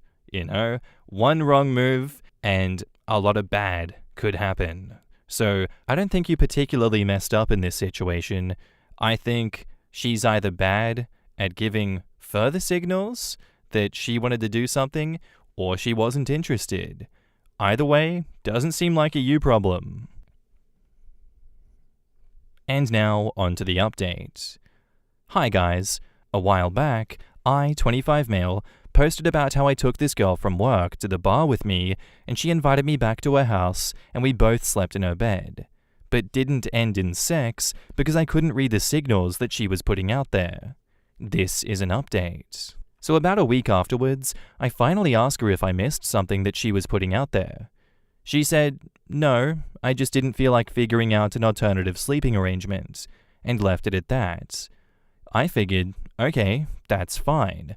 The woman and I are both very weird. I'm pretty sure that I'm undiagnosed autistic personally, so I left the subject alone going forward. Fast forward to last weekend, she texts me asking if I want to go to the bar again. I say yes, and she even asked to pick her up, this time from her house.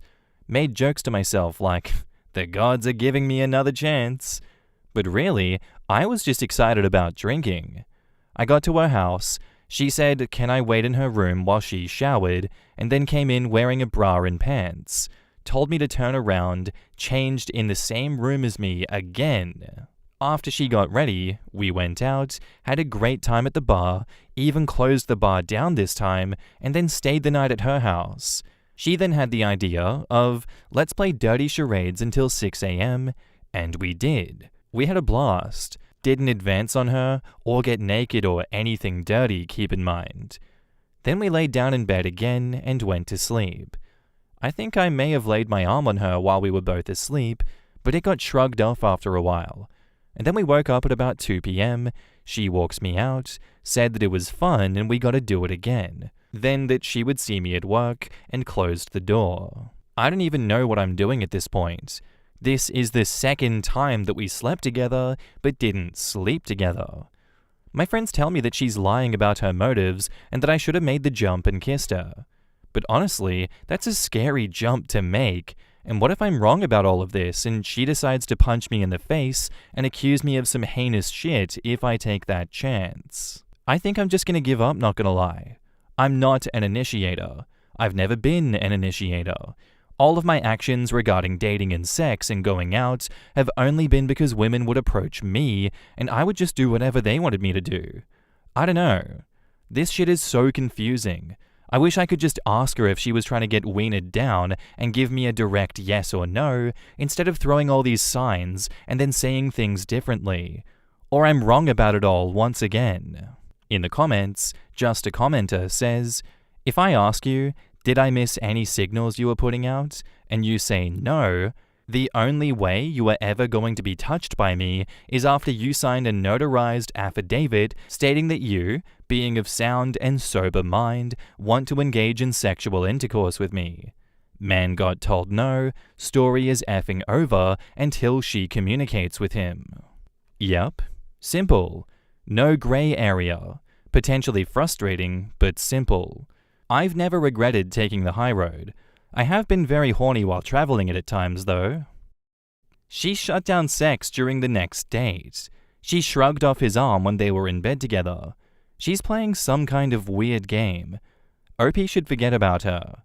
If he were to make a move on her and she were not receptive, OP could find himself in a ton of trouble. I agree. This can become a sexual harassment case real quick. I won't lie, that was a really frustrating story because I'm feeling blueballed just like OP is, and there's nothing wrong with that. Everything stayed above board. People took the high road. They were probably horny while doing it, as the commenter said. And these things happen. They are weird. They are not what I expect to read on a Tuesday. But hey, I'm glad it didn't turn into a sexual harassment case. And I think at this point, if OP really wants to pursue things, you just gotta break through the noise. Just ask her straight up, are you interested in me? Sign yes or no on the paper. Do you want to date me? And just ask her. I know he doesn't want to be direct, but she refuses to be direct. And if you see anything with this woman, just ask the question and get a yes or no. I know you've already gotten one, and then this night happened. I feel like that gives you enough ammunition to ask again, and if she says no again and you're not interested, leave it. Like the comments have said, it's a very weird relationship to have with a female coworker. I know maybe it's normal for some people, but from my perspective, it just seems really odd. And if either of you continue this friendship, but then get a partner in the future, good luck explaining that to your partner in the future. I don't know what to say about that besides, thank you for that. I don't think you messed up at all, OP, but what an odd series of events to go through. Our next post is by user Jen Buns, and it's titled, "Am I overreacting for thinking my boyfriend is jealous of my dad? My female 18, boyfriend male 20, is jealous of my dad, and it's making me rethink everything. My dad raised me alone, and we've always been close. He filled both parenting roles, so we're naturally affectionate, and calling him daddy, he's the only one that I've ever called that, has never been weird to me. My boyfriend met him a few months ago and immediately started acting off. He said it was wrong for me to wear a bikini around my dad at the beach. He gives me weird looks when I call him daddy, and last night, he literally left after seeing me cuddle next to my dad on the couch while we were watching a movie. I was just latching onto his side and he had one arm around me. Lately, I've been holding back with my dad just to avoid upsetting him, and that's not okay. There's nothing inappropriate about our bond, but the way my boyfriend keeps sexualizing it, that is what's gross. And honestly, I'm starting to rethink this relationship. Am I overreacting? Here's a text exchange. I don't understand why you're ignoring me. Pick up, babe. He says, can I be honest? And she says, okay. It's about your dad. The way you are around him, it's just weird, you know? Eh? What do you mean weird? You're too affectionate with your dad. It's weird. How is being affectionate weird? What's wrong with you? Seriously, you're still doing this? You call him daddy. Come on. I've been calling him that since I was a kid. What's wrong with that? You're the one being weird. No, you're just too much with your dad. It makes me uncomfortable. When I left to go grab a drink last night, I came back and you left my spot and you were cuddling him instead. OP says, you're bothered that I'm cuddling my dad? You're jealous of my dad? Are you hearing yourself? This is gross. He says, no, I'm telling you how I feel. It makes me uncomfortable. No one cuddles with their dad at 18. That's gross. OP says, I can't believe you're sexualizing my relationship with my dad. Again. He says, I'm telling you how I feel. Jesus effing Christ. Who wears a bikini in front of their dad? OP says, you're still hung up on that? You're disgusting, seriously. Bye. He says, you're overreacting. Please answer your phone. I'm just telling you this so you don't do this in public. People would feel uncomfortable. I'm sorry I went so far. Please pick up. I'm not used to this. That's all. Sorry. Baby, please try to understand me.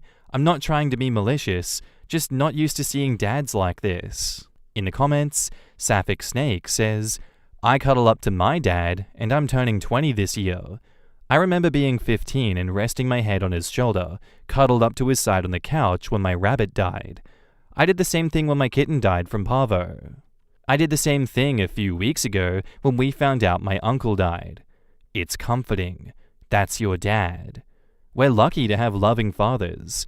That's not something everyone gets. Take advantage of it. I'm a dad to 3 daughters, and I would hate to have a guy tell any of my daughters this. My oldest, 27, still sits on my lap sometimes, and I love that. At her wedding, I spun her around like I did when she was a little girl. Ugh, I miss them being little, and they've told me they miss being little too. There's something special about that relationship. Don't let him sour it. And if I can add, this trust and love is why anyone that takes advantage of a child should immediately be put to death. Bad Wolf says, this is a huge red flag in my opinion. There is nothing weird about wearing a bikini to the beach or being affectionate with your parents. Some people literally kiss their kids and family on the lips. Him having a problem with this is exactly that. A him problem, and he needs to handle his own shit before he tries having healthy relationships. Don't take this on as your problem or project. Underdark Mouse says, I'm 32. I call my dad daddy sometimes. I've called him that my whole life. My ex didn't like it either. He was 38. I've never called a man daddy in a sexual way. I think it's normal, and how he's talking about you wearing a bikini in front of your dad? What the hell? That's also normal. Never change a healthy relationship to accommodate an unhealthy one. You know why these guys don't like it? Porn brain. Imagine there was a life and time before the porn of today where kids called their fathers daddy and it wasn't sexualized. The fact that these dudes think that daddy is a sexual word first and foremost is insane. OP, leave him. If he's jealous of your father, he'll make your life a living hell. Any and every guy is a sexual competitor to him. He's nasty as hell. I tend to agree, it does kind of strike me as porn brain in this instance, but I really do think it is a matter of perspective as well. These people in this story are 18 and 20 years old. I can't expect them to have all the answers.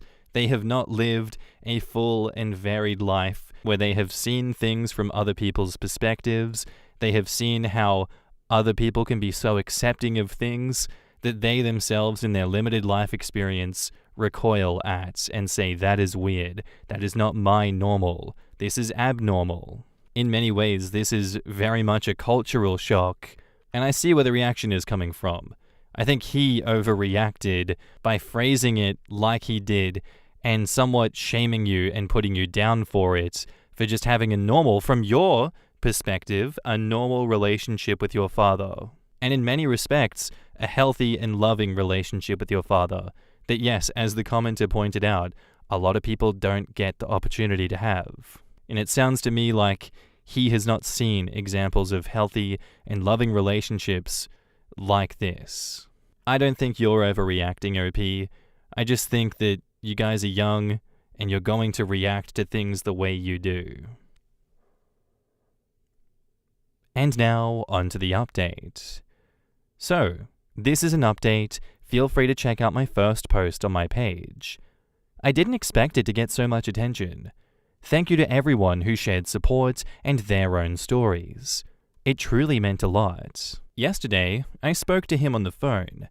At first, he was trying to sweet talk me, but he kept saying it's uncomfortable, how close I am to my dad, and told me I should distance myself.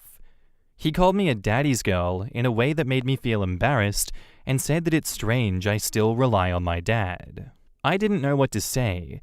It just made me upset that he keeps doing this. My dad is my only family. He raised me alone after my mum died when I was a baby. He's my rock and best friend. I ended up hanging up because it felt like he couldn't understand how important my dad is to me. Also, for context, this is my first boyfriend, and we've been together for 6 months. Lately, he's been pulling faces when I call my dad daddy and acting uncomfortable when we hug. He calls me needy when I ask my dad to drive me, even though I can't drive yet, and am still waiting for my practical test. He expects me to either rely on him or use public transport. He's also made comments about my allowance, telling me that I should get a job or stop relying on my dad, even though my dad is simply supporting me while I focus on my studies. It's gotten so bad that he said that it's wrong for me to wear a bikini around my dad at the beach. I found myself pulling away from my dad, calling him just dad, even though it feels weird to me to just make my boyfriend more comfortable. I even felt guilty being affectionate with my own father, like I was holding back who I really am. The other night, while we were watching a movie, I felt cold and instinctively shifted a little closer to my dad, who put his arm around me like he's always done.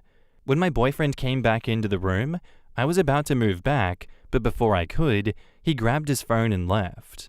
He ignored me for the rest of the night and the next morning. For extra context, his parents are kind and sweet, but they spoil him a lot. He's their pride and joy.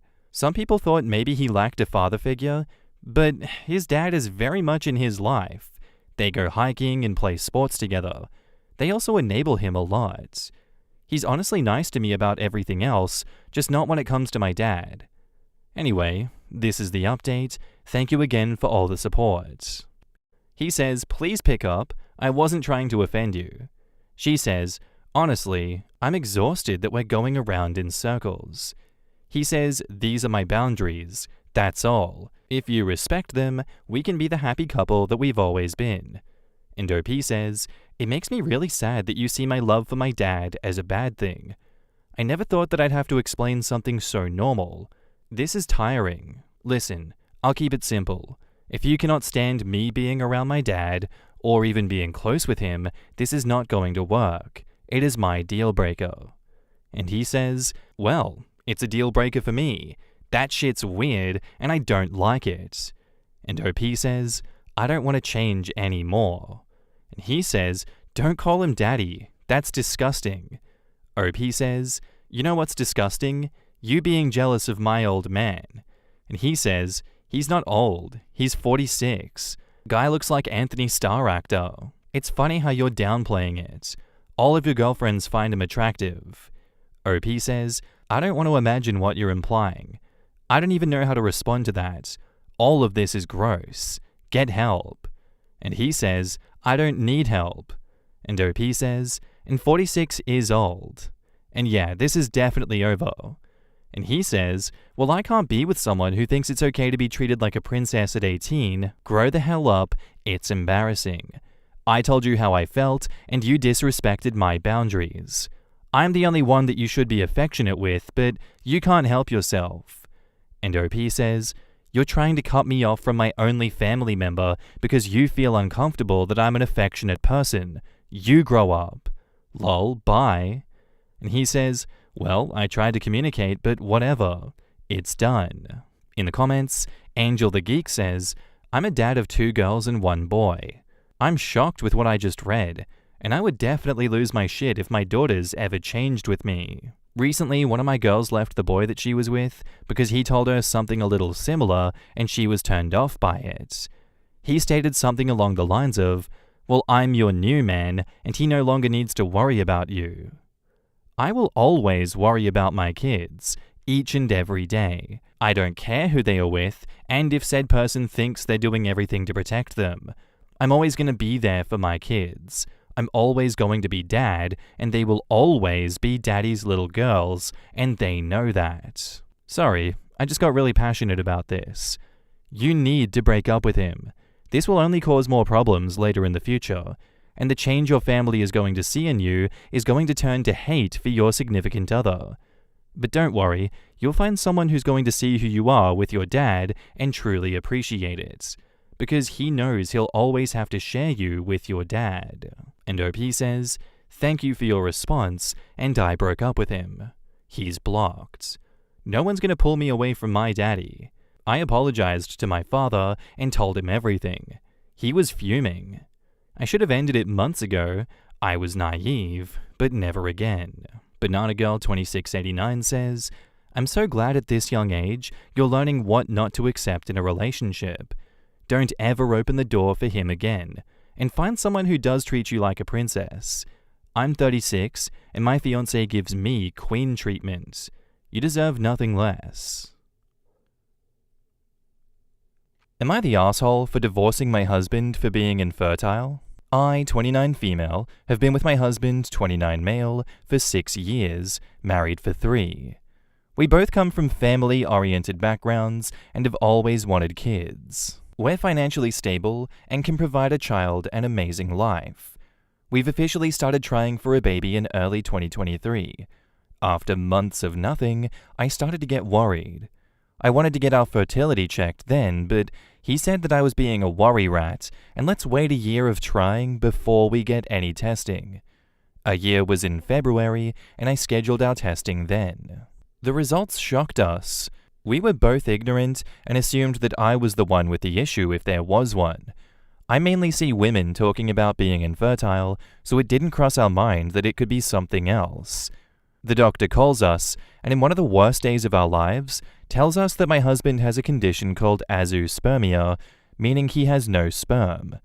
In his case, they say that the surgery to extract directly from his testicle doesn't seem that it will yield high results, but it wouldn't hurt to try. My husband and I were devastated. I wanted us to explore all routes. Him taking the medication and getting the surgery, and if that fails, either a sperm donation or adoption. I understand this is life-changing news, especially for my husband, but since February, he's refused to do anything about it. He said he doesn't want to take the meds and get the surgery if it'll be a waste like the doctor thinks. That using a sperm donor makes him feel emasculated, and he doesn't want to raise my child with another man's DNA, even if it's from a relative of his, and that adoption isn't something that he's ever wanted. I have no one to talk to about this in real life since he doesn't want his diagnosis out there. It's been affecting me really badly mentally. There's nothing more that I want than to be a mum. I've begged him to go to therapy, and he refuses, saying that he accepts it. I'm the one that isn't. Every time I try to start a conversation, he shuts it down by saying that we will never have a child together. He will never be able to be a real dad, so to move on. I know what I want for myself. That's motherhood. I'm willing to go down any avenue to motherhood, but he doesn't want to. I realized this past summer that he's right. We will never have a child together. I had one final conversation with him since he avoids the topic like the plague last night. I sat him down and I said that I empathize with him about this life-changing diagnosis and that he doesn't want to get the surgery, which I respect, or use a donor or adopt, but that I want to be a mum and I'm not getting any younger, and if he isn't willing to explore any avenue or go to fertility therapy, then I want a divorce. He broke down, saying that he can't believe that I would be willing to walk away from our marriage over this, that if the shoe was on the other foot, he would never leave me for being infertile. He says I'm a horrible person and that I'm punishing him for something he can't control. I told him it's not for being infertile. I can work with that. But that it's because he's refusing to go down any route to become a parent, knowing that's something that we both wanted. He says that I never loved him. Otherwise, I would never contemplate divorce over kids that don't exist yet. He cried about it afterwards and refused for me to console him. I feel so horrible, but what else can I do? Continue begging him to change his mind or speak to a professional? He only wants bio kids, and he refuses to do the surgery because it's too much prep. Daily vitamins, meds, no hot showers, etc. Am I the asshole? In the comments, Oop or Pants says, he refuses to adopt, refuses to look into donor sperm, refuses to try any medical intervention. He refuses to even talk about it. It's not about him being infertile, it's about him being completely unwilling to understand your feelings, much less try to find a compromise to save your marriage. Kids are, sadly, a deal breaker for most. I've walked away from many relationships because I don't want them and the other person does. In a way, this situation is the same. He's not open to children another way, so sadly, your life goals no longer align. It's obviously devastating for you both, but if you stay, you will resent him and probably leave later in life, without an easy path to children then. Not the asshole, and I'm so sorry for you. You're right on the money. This isn't about his infertility alone, it's his unwillingness to compromise or even consider alternatives. It's tough, but if you've made it clear what you want for your future, and he's choosing to shut down all other options, then it's totally fair to think about what is best for you. Staying in a situation where your dreams aren't aligned can just lead to resentment later on. First off, infertility is a hell of a curveball, and it's clear that you're not divorcing him because he's infertile, but because he's essentially slammed the door on all options. That's a big difference. It's not that you're punishing him for something he can't control, you're drawing a line because he's refusing to control what he can. You've got dreams, and he's ghosting them harder than Reddit hides good posts. If he's not willing to roll up his sleeves and fight for your future family, you're not the asshole for wanting to find someone who will. It's time to ask yourself if you should sacrifice your happiness for someone who won't even try. A male partner who isn't willing to be inconvenienced by getting poked with a needle, taking vitamins, and avoiding hot showers is likely not going to be sympathetic to a pregnant partner for whom these things, plus many more and worse, are required. G'day there guys, Yapatron 3000 in the building. So yeah, I guess to me, this is pretty cut and dry. I think the divorce is all but inevitable. And this is something that I touch upon a lot, it's a fundamental incompatibility. You've hit a crossroads, there has been a challenge in the relationship, and this is one that the relationship is just not going to survive. If that woman could stop the wedding the day before it because her husband-to-be, her fiancé, put on the wedding dress when he was legless drunk and defecated all inside of it, that story, I think she's allowed to break up with this guy who she has married, but they've come to a fundamental incompatibility. This is not even an ick. As the comments have said, this is just him refusing to do the hard yards for them. And it seems like for both people in this situation, that's a hill they are willing to die on, and there is no convincing them otherwise. It looks like to me that one of them has to make a sacrifice that they are unwilling to make, and they are going to be incredibly upset for the rest of their life for if they do, if not just a long time, and it's going to rock the relationship if they decide they are the one that is going to make that sacrifice. There is going to be resentment either way. I really don't think OP would be the asshole for closing the door on this one. I think, you want one thing, he wants another thing. You're not going to get that here because he refuses to do that. Let's go find it somewhere else while we still have time. Dating is one of the most discriminatory things that we do, and I think that is acceptable. So yeah, not the asshole. And now, on to the update. Hello everyone. I posted this last year, and I received so much amazing feedback that genuinely changed my life. Since no one in my personal life knew what was going on, being able to talk about it and get so much amazing advice was great. A lot of the people in the comments opened my eyes up to the possibility that he was refusing the surgery since that would be the final nail in the coffin, that if it failed, that would be the end, and that could be the reason that he was refusing to do anything. I took some time after posting that to do some self-reflection on the whole scenario and to go out the situation differently. We spoke about it extensively, and I told him about how I completely understand his fears in not wanting to do the surgery, but I really want us to try a fertility therapist, and we could just do one session. It didn't have to be a deep commitment. He agreed, and that therapy session went amazing. We both spoke separately, and then together, and we did 5 sessions overall. You guys were right. My husband was scared to try anything because he didn't want it to fail. He was pre-rejecting the rejection. He opened up to me about a lot of fears and anxiety about his diagnosis. We deeply connected afterwards and got even closer as a couple. One day, I saw vitamins on his dresser and realized he had been taking them without even telling me. I was so happy. We did another sperm analysis and we saw 2 sperm. We were so happy. And then, to my complete and utter surprise, my husband forwards me an email. He scheduled a consultation for the microtease surgery in December. It went well, and he was approved for surgery this February. We went in with low expectations and to still be happy at the progress that he has made, but they were able to get 3 sperm. My husband and I were ecstatic, and we couldn't stop crying. Everything went well at his 2-week checkup. Now we're in the process of IVF. I started taking medication to do my egg retrieval right after his surgery, and so far I have 12 eggs. Last month, we just found out that we have 2 embryos, both healthy, 1 boy and 1 girl. Our implantation date for our daughter was May 1st, and I tested positive a few days ago. We are so happy! I am so happy that we were able to get through this bump in the road. This has been amazing. I am so happy my husband's fear and my sadness to his fear was something that we were able to get over.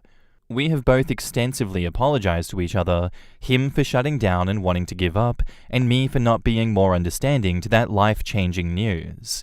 Thank you guys again for all of the advice you gave me. In the comments, Albino Wombat says, "So many men are so resistant to testing, even as their wives and partners are going through extensive testing themselves.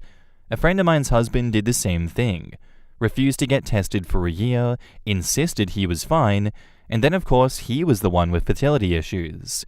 Thankfully they got through it and were able to get pregnant. What's BS too is the men are equally as likely to be infertile as their female partners, so there's no reason he can't get tested first. It's masturbating into a cup versus the painful and invasive procedures that she has to go through." You gotta love the expected comments of, "Leave him, he's an asshole."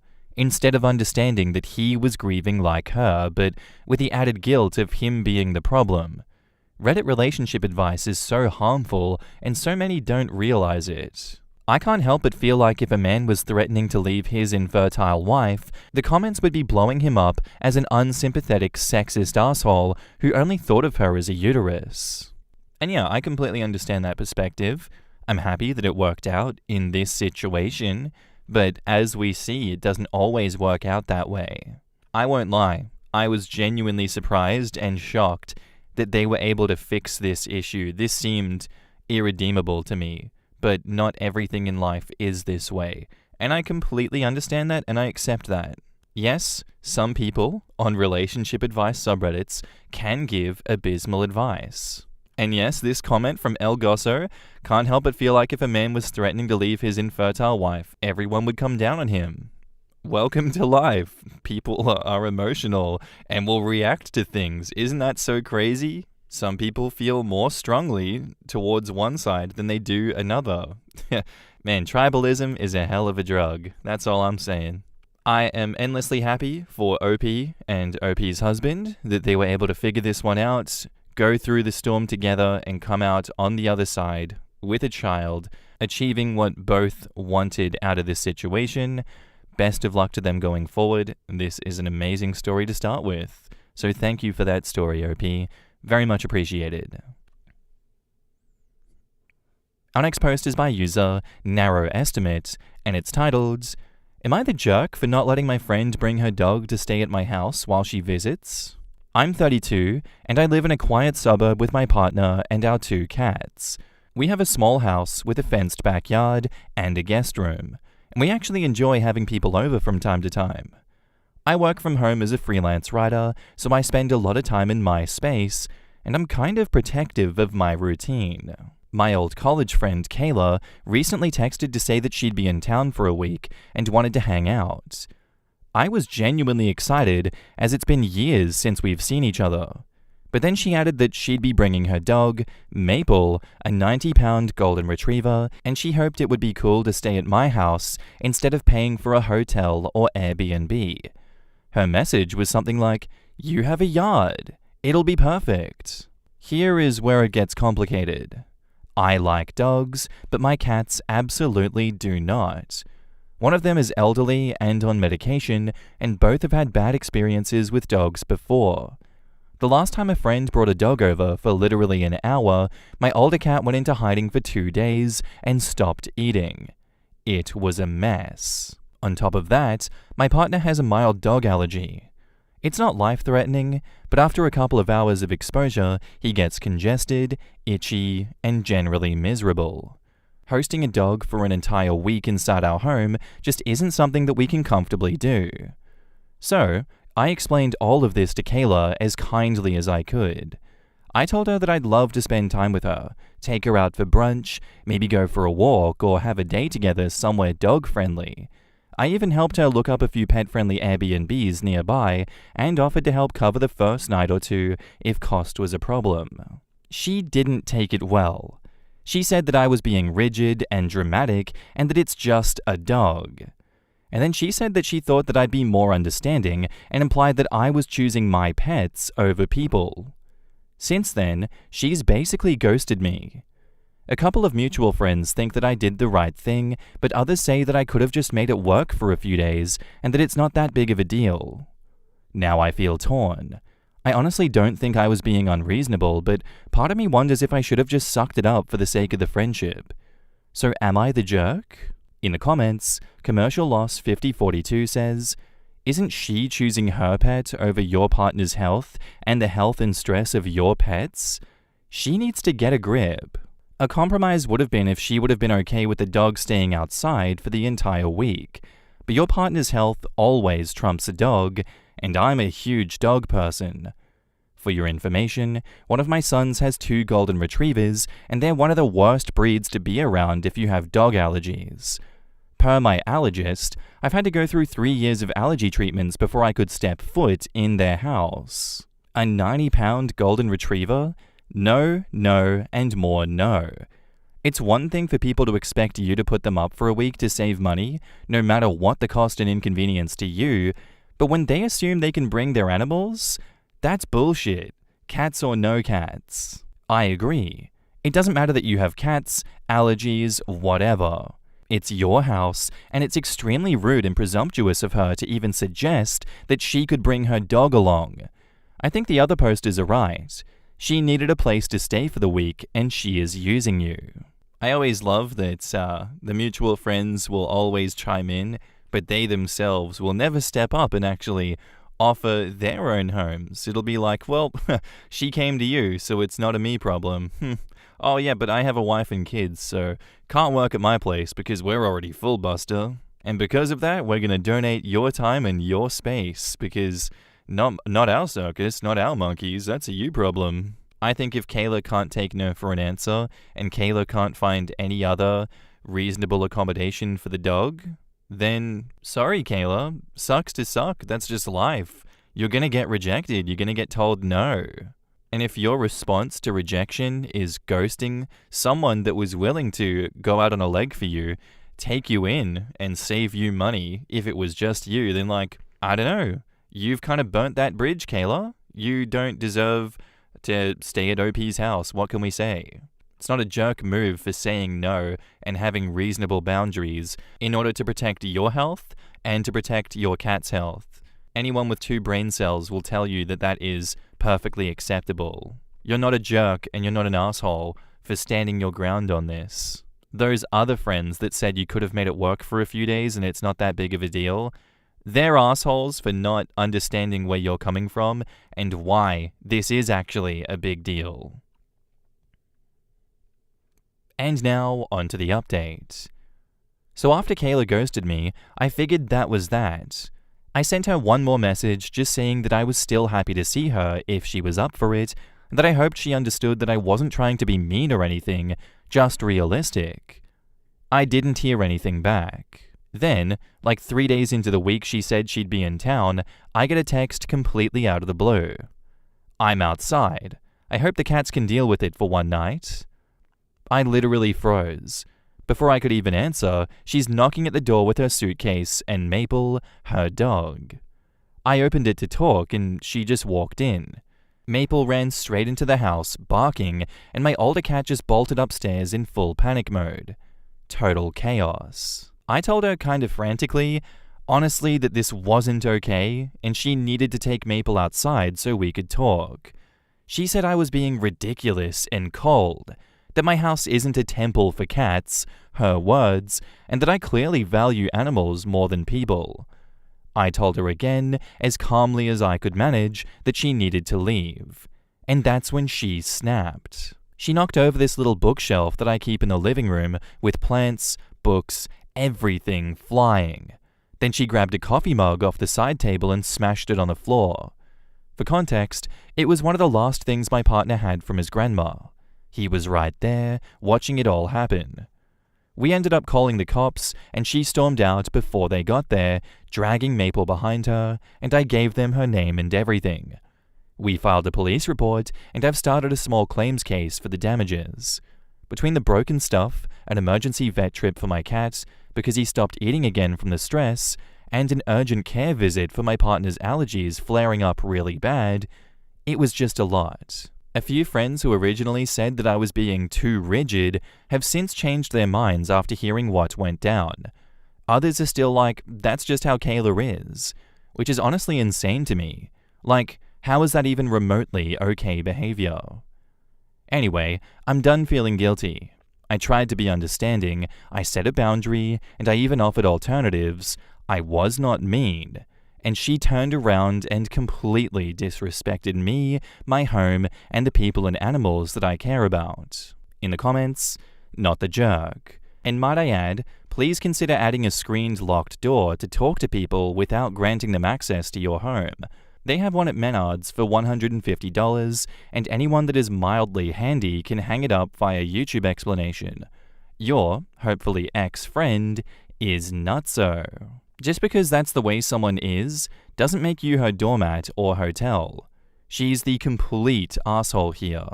Nah, I'm glad you got the law involved. It's unacceptable enough to show up with her dog after all of the valid reasoning you gave her against it, though even if you hadn't had this, just not wanting someone else's pet in your home is a valid enough reason. But then to throw a tantrum including property damage? Absolutely wild and unforgivable behavior. Moral of the story, the response to a surprise text saying, "I'm outside, hope the cats can deal with it for one night," is a text, "That's nice, fuck off." Yes, send that text. OP needs to do that next time. I have since realized that some people are literally incapable of doing this. So, me and my friends came up with a brilliant business idea. Rent a bully. All the people pleasers in the world can rent one of us, a bully, to go menace the unhinged people in their lives. Hello, rent a bully? I'd like to hear your price structure. Honestly, that is a cute idea. Like, I can stick up for my kids or my friends, but not myself. There you go, guys. Free business idea, rent a bully for when unhinged situations come across. You can't deal with it yourself, or your friends can't deal with it. The rent a bully is gonna come step in and step on them. And not in a sexual way. Let's just make that clear. It is not in a sexual way, I promise. I did not say rent a dominatrix. The sticky beak in me really wants to know what Kayla was up to for those 3 days, and why she felt it necessary to take the dog with her on a trip like that. Like, to me, it's completely normal not to take your dog everywhere with you. Unfortunately, Mum doesn't get the memo, and she takes trousers with her everywhere, which, my dog, my chihuahua, I love him to death, but he does not need to come with us to restaurants at night when we're having dinner. It's just not the go. It's not a vibe to have to sit outside and have everyone stare at you because you have your dog begging under the dinner table. It's just, oof. I have learnt many lessons through the antisocial behavior of others. That said, I will never be a Kayla. She has proven that there is genuinely something wrong with her brain. Because how do you arrive to that conclusion that, you know what, I didn't get what I wanted, I'm gonna do it the violent way. I'm gonna storm into their house and I'm gonna wreck everything. They're definitely gonna empathize with me after I trash their house. This is not unhinged. I'm definitely not an unhinged individual. I'm normal. Everyone else is the problem. Good luck with that, Kayla. You're gonna end up in jail with that mentality, buddy. At least then they'll feed and house you for free. I guess in some way. Regardless, happy to hear all is well now, OP. Sorry that happens to you. I hope you rent a bully in the future. Thank you for the story. Our next post is by a throwaway account, and it's titled, "Is it worth it to try to work things out with my boyfriend, who is jealous of my stepbrother? My boyfriend, 19 male, and I, 19 female, have been dating for just over a year. We're both in university and currently taking online classes due to the lockdown. When they announced the transition to online classes, I decided to move back to my mum's, about an hour and a half away. My town's a bit of a student town. There aren't many grocery delivery services, and I don't drive. I didn't want to rely on the reduced bus service.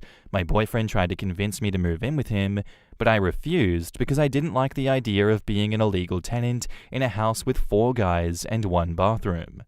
My boyfriend was not happy with this." Wait, what do you mean? That sounds like a dream situation. Who wouldn't love that? What? I've been back for 3 weeks and things have been tense, especially surrounding my stepbrother, 22 male. My mum remarried when I was 15, and she moved her new husband and his son in. I've known stepbrother, SB, for 5 years, and our relationship was always friendly but distant. He's lived at home the entire time and worked as a bartender prior to the quarantine. Ever since I moved back, boyfriend has been on my case about spending too much time with stepbrother. He gets really upset because we drive around aimlessly every day. I'm on a learner's permit, and stepbrother is basically helping me practice while the streets are empty, and the fact that we hang out and watch stuff together. The weather was nice this week, and stepbrother and I decided to eat our lunches in the backyard, picnic style. Boyfriend freaked out when he realized, accused me of going on quarantine dates behind his back. I didn't even tell him this. I guess he stalked my stepbrother's Instagram story, and it wasn't a date. We're going into week 5 of quarantine, bored out of our minds and doing anything possible for a slight change of pace. Boyfriend called me yesterday and told me that he was unhappy, felt disrespected, and that I needed to make a change to keep the relationship. He told me that stepbrother and I are not like regular siblings. We didn't grow up together, and so he's afraid things will escalate between us. I think this is gross. Stepbrother is not someone that I would ever consider dating, and I'm certain that he feels the same. Boyfriend told me that I would need to stop hanging out with stepbrother and spend more time FaceTiming and texting. Currently, we FaceTime every day, minimum 1 hour, but he said his ideal would be 3 to 4 hours. That sounds like hell. Jesus. I think this is crazy, and part of me wants to tell him to shove it, but we had a great relationship before this, and another part of me wants to fight and save it. I know my boyfriend, and I'm fairly sure that he's acting like this because he's still upset that I didn't move in with him, but it's going on week 4, and I'm not sure how much more I can handle. What should I do? In the comments, Single War 5 says, "Dude, you're finally seeing who your boyfriend really is. He wanted you to live with him so he could monitor you." And OP says, "I didn't even consider this, but you may be right. When we've thought about this, he's alluded to feeling like the situation was out of his control." I would get out a piece of paper and make 2 lists. One is a list of what you need in an ideal relationship. This can also include a paragraph that you write in the present tense describing your relationship in the future with your spouse/partner. The second list should be a pros and cons list of your current relationship before quarantine. Now compare them. There is no question that being in quarantine is driving everyone nuts, and, not meaning to be indelicate, being away from you is probably driving him more nuts. He should find a way to take care of that. In terms of you, even before he went nuts, he wanted you with him in a situation that would have been extremely uncomfortable for you. It's okay for him to want that, but has he ever acknowledged how it would have been unsuitable for you? To live in a house with 4 men and 1 bathroom? Can he see that might have been selfish so that he could get his needs met? In terms of your relationship with your brother, he is your brother. It's not up to your boyfriend to jealously decide that he is not your real brother and then try to control how much time you spend with him. Maybe there's something about your stepbrother that makes him jealous. Maybe your boyfriend doesn't have any relationships with the opposite sex where he can just like and enjoy spending time with someone without it being ew. I sincerely hope that he doesn't have any sisters, and I wonder, when this is over, if he should still have a girlfriend. If you want to evaluate this later, then just tell your boyfriend that you're going to take a break from talking to him because he's not being reasonable and you're just trying to survive quarantine. You don't have the emotional energy or time to satisfy his irrational and jealous attempts to control you, which are insulting. OP replies, "Thank you for taking the time to write all of this out. I think he does understand why I didn't move in with him, especially since it could land me in trouble with bylaw. It would count as a gathering now that one of the roommates brought his girlfriends over, subject to a fine of like $800. I think he wanted us to be one big quarantine family and have parties and whatnot together. He assumed that we could just skirt by undetected, but I really didn't want to chance it. I also didn't want to be that person, you know? I think taking a break to clear my head is a great idea. I'll tell him this. He won't like it, but his reaction will determine what I need to do." Fascination Street says, "Well, he made it easy for you to see that he's an immature person who is jealous and controlling. Yes, tell him to shove it because he will never shut up about this. He's going to be jealous of your stepbrother forever. Stepbrother isn't going anywhere, so imagine listening to this crap for years to come. No." And OP replies, "As stupid as this sounds, I didn't even consider the fact that he will always be like this. So far, the thing keeping me from ending it is the idea that quarantine is temporary and we will go back to normal when this is done. But you're right, there is no guarantee he won't be jealous after the fact." Ah man, bring us back, huh? What a fun time to live through.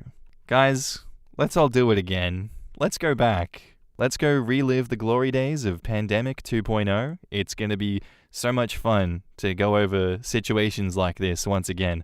I can't wait. I'm really looking forward to it. I don't know about you guys. But yeah, I agree with the commenters. If he's like this now, he's going to be like this when quarantine is over, when everyone's, coming back to a semblance of quote-unquote normal life. Everyone's acting as if we didn't split off into another timeline in 2012 after we dealt with Coney. But hey, that's a whole nother bag of worms. I don't think he's in his right mind if he doesn't realize how terrible his ideal version of quarantine parties is. And that's even before getting the law involved where they're going to come fine you and deal with the situation. Just living in that circumstance sounds like hell. 4 guys, one of them has their girlfriend, all sharing a bathroom? Hell nah. And then him being upset and attacking you for not seeing where he's coming from? Hell nah, no, not happening. You're insane in the membrane. There's just no way that is a fun environment to be in. I don't want to be crammed in like sardines with everyone else, and who knows what all of them are going to be going through. You can't guarantee that they're always going to have good days and that there's never going to be people stealing from me, arguments, screaming, fights. Oh my god, no. I'm living through that personal hell in my head. Keep it away from me. OP, I don't know. Talk to him some more.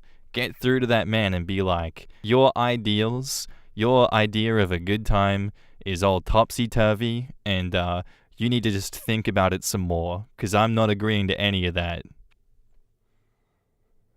And now, onto the update. After I posted, I took some time to read the comments and form a plan. I texted boyfriend, telling him essentially that I need a bit of space to take a breather and to reevaluate.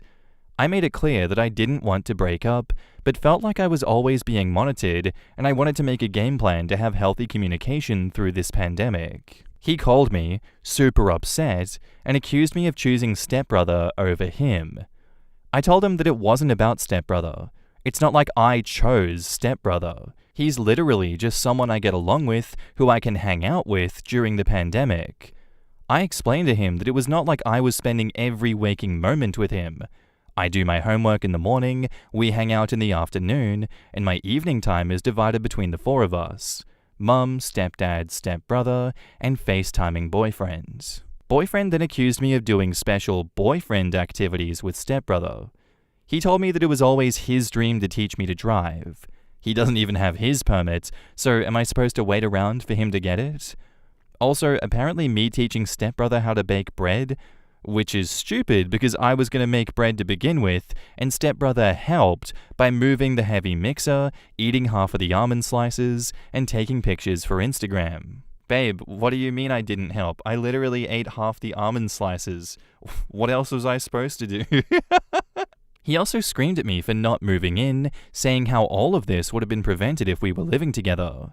I told him I have no interest in living somewhere that I'm not allowed to be. I can't afford a fine from bylaw, and if we were to get kicked out, it'd be more difficult to find my way home since I don't drive. In the end, I told boyfriend that I would not give up my relationship with stepbrother, who is a part of my family and a genuinely nice guy, just to ease my boyfriend's insecurities and cater to his demands. I told boyfriend that I needed time to cool down and that I'd talk to him in a few days. That was all on Friday, and today I reached out to see how he was. He was still pissed at me and accusatory, so I basically told him that this wasn't working and I want to break up. I did it over text and then blocked him, which probably makes me an asshole. But I literally couldn't deal with any more of him yelling at me and insulting my family. Anyway, thanks to everyone who commented. I'm really sad that this is the outcome, and I've been crying a lot, but I'm also kind of relieved. In the comments, Step Right Up March Push says, "It's so hard to read these posts as a 43-year-old woman because to me, it's so blatantly obvious that this guy is a controlling, abusive asshole. But you just can't see things that clearly when you're young. Same. So many posts where I want to yell at the young lady to just leave, then realize that I was also like that when I was young. Quote, he told me that it was his dream to teach me to drive, but he doesn't even have his permit. This is the funniest part. Oh, it was always your dream? It was your dream to teach your girlfriend to do something you don't even know how to do? You were dreaming of this day? Me when I'm delusional. I always dreamt of teaching you how to fly a plane. Never thought of flying a plane myself personally, but like, the dream was there and you should hold off on it until I'm ready. It's just so stupid. Looks like he already taught her all he could do on the subject. Nothing. Let's call it foreshadowing. I've always dreamt of teaching you how to drive yourself crazy, so I no longer have to do it. Oh, that's better. I should have thought of that one. Yeah, look, I could parrot what the comments say and be like, yes, this is an abusive, controlling boyfriend. He's obviously not in his right mind. You need to accept that reality and slowly start distancing yourself from him. The way he's talking is crazy. What he's doing is crazy. Why is any of this, in your point of view, acceptable? He is actively disrespecting you to your face, and you are just none the wiser to it. You see all these punches he's sending your way, and you're like, those are love taps. He actually loves me. Everyone in the comments be saying that. I just wanted to go on about that living situation because that is my personal hell. But yeah, I'm glad that OP ended things with him. I'm glad that distance did not make the heart grow fonder. Thank God. Thank you for the story, OP. That was a very nice cautionary tale of what not to do if we go back in time 5 years and have to live it all over again. So thank you. Am I the arsehole here for calling the ambulance for my coworker, even though I know she was kind of faking it? I, 28 male, am working in an English language center in a Southeast Asian country. There's a female coworker in her 20s here who often touches her head and wobbles like she was about to faint, and she would lie down on the couch, letting people fan her, bring water and food to her. We take midday naps here, so whenever she does this, everyone's lunch and nap time is ruined, especially the ones who keep caring for her. This would happen at least twice a month. So over the last 5 or 6 months, I've seen a few incidents when we worked the same shift. One time, she asked me to order ice cream for her. Info, it's a big crowded city, so you can just walk to the ice cream shop nearby to grab one for $1. She didn't pay me back, but that's beside the point. This Monday, she did it again, and this time, she asked a girl to order her an iced drink and a sandwich. A group of co-workers fanned her, did the whole caring thing like she's a sick child. I stood up from my chair, walked towards her, asked if she was okay, and then I went to the men's washroom, dialed for an ambulance, and went back to my seat. After 20 minutes, we heard a siren, and my phone rang again, and I stood up and told her servants to help her to the ambulance. Her face changed. You know, that face when someone knows they messed up? Other girls asked if I called, and I said yeah. It seems more severe this time, so it's best for her to go. The ambulance is here already. You'll have to pay for it regardless. The ambulance fee is about 1 to 2 days worth of her salary, which is around $50. Other co-workers actually agreed and helped her get on the ambulance. And now that I think of it, no one called an ambulance for her once before. Ever since that incident, she stopped interacting with me beyond highs and hellos. It's Thursday now. Not a word to me. Am I the arsehole here for this? In the comments, I had someone that I was supervising act like they were having a heart attack. I was pretty confident their plan was to skip the ER and head home as they didn't want to work. But unfortunately for them, there is policy that does not allow someone having a heart attack to drive, so they had to go through with the ER. Expensive fake heart attack. Jesus. If you're trying to lie to get out of work, maybe go with something a little less lethal. Heart attack is a hard one to back up. I always went with the explosive diarrhea excuse because it's gross enough that nobody questioned it, but mundane enough that you don't usually need a hospital visit. I'm curious to know if her spells have been miraculously cured now. If the other co-workers agreed that the ambulance was the right thing to do, the jig is probably up. The idea is planted that calling one is the right thing to do when she has spells, meaning that now there is always a chance someone genuinely meaning well will call, and she'll have to pay for the ambulance, which she likely can't afford. I'd have called the ambulance too. As far as you know, she could be severely unwell, and nobody has gotten her medical attention, just been buying her food. I guess it's one of those malicious compliance situations then, if you want to keep calling the ambulance on her every time and costing her 1 to 2 days worth of salary, go ahead, but that's likely going to cause a hostile work environment, and it's Southeast Asia, so I don't know how that is going to be dealt with. So good luck with that. That doesn't sound like a fun time, but what can you do? Her fainting is wasting people's time, but it seems like everyone else is kind of just accepting of it for some reason. Who knows why? And now, on to the update. So here's the update on the female coworker who kept fainting and asking people to order food for her. I'll call her Anne, because there's a lot of women involved in this update. After the first post, I texted some female coworkers to see if they had received food money back. 2 female teachers told me that they hadn't, but they didn't mind. The total amount was around $20 per person. Word got around fast, and I was added to a group of 5 other people. So in total, at least 7 female teachers were affected by Anne. Based on their word, Anne has low blood pressure and malnutrition. She indeed is very thin, like the K-pop idol type of body. She clearly has some unhealthy relationship with food. It's almost as if she doesn't want to pay for food. She borrowed money from multiple female teachers to pay hospital bills, quote-unquote, and begged them not to disclose this information to others. We're talking up to a loan that's worth 4 months of salary. She basically borrowed half of the teacher's emergency funds. She also flirted with one female teacher. Said teacher often brings her on small dinner dates. I didn't ask on this matter. HR was notified, and the girls did the talking. I was called in as the one who called the ambulance. After the meeting, it's confirmed that Anne will be let go after 30 days. The reasoning was creating a hostile workplace environment. This morning was really awkward. Unfortunately, HR cannot help with the loans that people have given her, as it's a personal matter. However, HR is willing to provide personal information of Anne to the affected co-workers. Oh well, it's their matter now. Now, answering some comments from the previous post, some mentioned that I was wasting healthcare resources.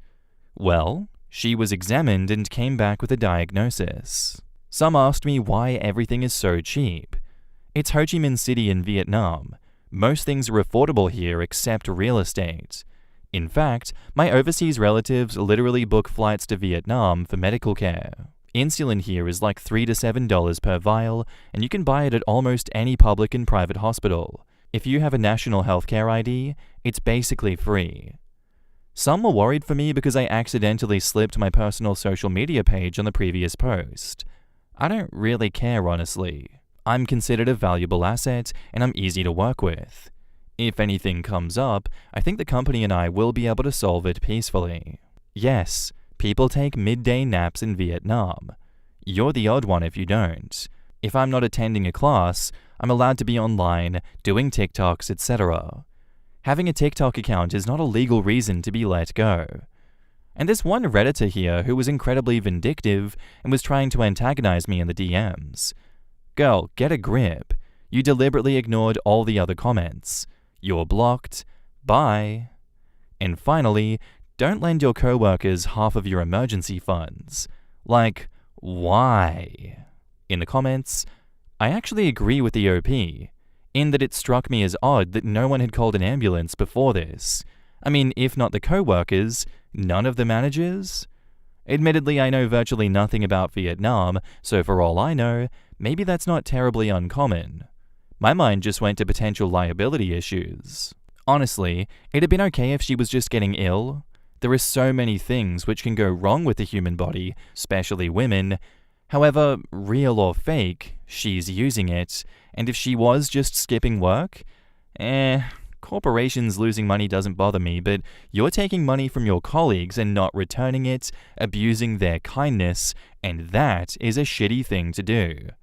OP might have been an arsehole, but a very justified one. I get that, and this is just one of many posts where I think OP was doing the right thing, and they'll have someone come at them with righteous indignation and say, "You're an asshole for doing what you did." Not everyone else around you that didn't call an ambulance and was happy to just not rock the boat. If she died in that instance, I guess God willed it. I think OP did the right thing. This would have pissed me off as well, and I would have wanted to do something about it personally. She got a diagnosis from it. Wow, so there was something wrong that she was kind of just ignoring. Seems like everyone won in the end. She was let go, and she's getting help, and she's no longer an issue in the workplace. I understand from her perspective, things might be entirely different, and I'm completely aware of that. I'm only getting OP's perspective, and from OP's perspective, I think they did the right thing and they're not the arsehole. Our next post is by user UnhappyPromise7630, and it's titled, "Am I the arsehole for refusing to allow my sister to wear our late mother's jewelry? I, 23 female, and my sister Abby, 20 female, have always had a bumpy relationship throughout our childhood. After our mother's death 2 years ago, we've grown a bit closer. She didn't leave a will, but our dad gave me her jewelry because I wear jewelry every day and have always loved jewelry, especially our mother's jewelry. My sister never wears jewelry because she doesn't find it comfortable, so she always takes it off within an hour. She is also prone to losing things because she sets them down and forgets where she puts them. We would have to wait for her before we could leave the house because she would constantly forget where she had placed things. I would carry her phone and wallet in my purse because she doesn't carry one. Next week, she's going to a destination wedding, and she's asking for some of our mother's jewelry to take on the trip. I said no and explained why. She took offense and told me she's my mother too, you can't gatekeep her jewelry. So I told her that I'm not gatekeeping and that I don't want to lose her jewelry. I don't even wear the jewelry a lot because I don't want to lose it. Our dad thinks that I should just give it to her to keep the peace, and some of our friends think that I'm not an asshole because she does in fact lose the smallest of things. So, am I the asshole? In the comments, Fit Engineering says, "It doesn't matter if she doesn't wear jewelry regularly or not. She should be able to have some of your mother's jewelry for sentimental reasons at the very least. It really doesn't matter if you think she should have it or not. Your dad should have split it between the two of you in the first place. It's really not fair that you get all of it and don't want to share. How would you feel if your dad gave all the jewelry to her and she made up reasons why you shouldn't get to have any? You would likely think differently about it if you were in her shoes. She should get to have some of her own from your mother's collection." Agreed. OP did a good job of stating her case, but didn't mention what little sis got that she didn't. Seems unfair. Info. OP, did your sister get something that you're not interested in to balance the scales after your mum's passing? OP says, to clarify, yes, she did get most of her clothes as they are the same size. It was agreed that she got clothes and I got jewelry. Our mother was also very into scrapbooking, so she gets to hold on to those. Someone else replies, clothes are definitely not as long-lasting or valuable as jewelry. Excluding her from jewelry because she's got clothes is not a good trade. They are hardly comparable. The scrapbooks are nice. Maybe you guys should exchange a scrapbook for a couple jewelry pieces. OP replies, it's not that I don't want her to have the jewelry or to wear it at all. I don't want her bringing it on a destination wedding in Colorado where there's nowhere to get it back if lost. She doesn't like jewelry, but she's in the wedding party and needs jewelry for the photos. Who Fears Death says, I think your dad is the asshole here. He should have never given it all to you and excluded her from it. The right thing to do here is redistribute and split at least some of it with her, but with the understanding that if she loses it, that was her responsibility and she isn't going to be able to borrow your pieces. I'm going to say no assholes here because you and your sister aren't assholes, but your dad is. I feel like that gets to the heart of it in this situation. There is just a fundamental difference in what got passed down, and the dad was the one who decided that. I understand OP's reasoning as it relates to the Colorado wedding, and maybe that is an acceptable exception in this instance. If I was the sister, I'd still be upset that I didn't get to wear it at the wedding. Maybe you can have some leniency here, where she still gets to wear it at the wedding, but you take it back right away so that she doesn't lose it. And then after the wedding, when you guys get back home, you can agree upon some jewelry pieces that she gets to have, even if she's going to lose it. Because if you don't redistribute and split at least some of it with her, like that last commenter said, I think there is going to be some animosity that is not going to go away from her towards you. I know from both sides of the aisle, it doesn't seem particularly fair, but if she is going to lose the jewelry pieces, she's going to lose them, and that'll be her fault and not your fault. Sometimes we just have to take those losses. Maybe put like an air tag on them or something like that so you don't lose them. You can find them again. And now, on to the update. First, I would like to clarify some things said. My sister does not like jewelry. She does not wear it. She refuses to wear it. She only asked for them for a destination wedding for pictures. She picked out the clothes. I picked out the jewelry. She has no problem with me having the jewelry. She'd rather me have the jewelry because she doesn't want to keep them. She wanted to borrow them for the wedding, but I said no because I was afraid of her losing them. With that being said, I love my sister and my dad loves my sister. That's why he got the clothes, because she wants to take care of things that she likes, like clothing. I talked to my sister since there's a decent amount of jewelry. Some she rarely wore, and some she wore all the time, like a wedding or engagement ring, along with 2 cross necklaces. I talked to my sister, I apologized for reacting the way that I did, and she accepted my apology and laughed it off, because she, in her words, has the mind of a fish, so I understand why you reacted the way you did. She then explained that she was thinking of only wearing them for the ceremony and pictures, so she most likely would take them off for the rest of the day. So I agreed to give her a little jewelry bag that she can put the jewelry in, and put the bag in her purse so that she won't lose it. I gave her some pieces for the wedding. We went through them and picked out the jewelry that goes with the bridesmaid's dress. It was a good bonding time as we drank some coffee and went back on some memories of our childhood and our mother. I gave her an old jewelry box of mine, and she said that she was thinking of only wearing them for the ceremony and pictures, so she'll carry the box in her car and put them in the box after the ceremony and pictures. I also gave her one of the cross necklaces. She said she'll put it in her car since she won't wear it. She said she will hang it on her rearview mirror so she can look at and think of her while driving. We both said that it would be like a sister's necklace is to remember her by. In the comments, Smart Quokka says, I hope OP assumed that she will lose the jewelry, so not giving her the most important and unreplaceable pieces.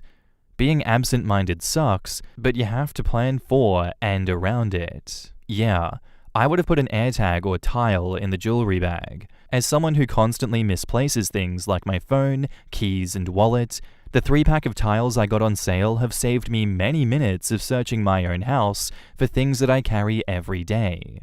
As someone with also the mind of a fish, I also hate wearing jewelry and will absolutely lose them. I have some from my late grandmother that she always wore, and I've never worn them for that reason.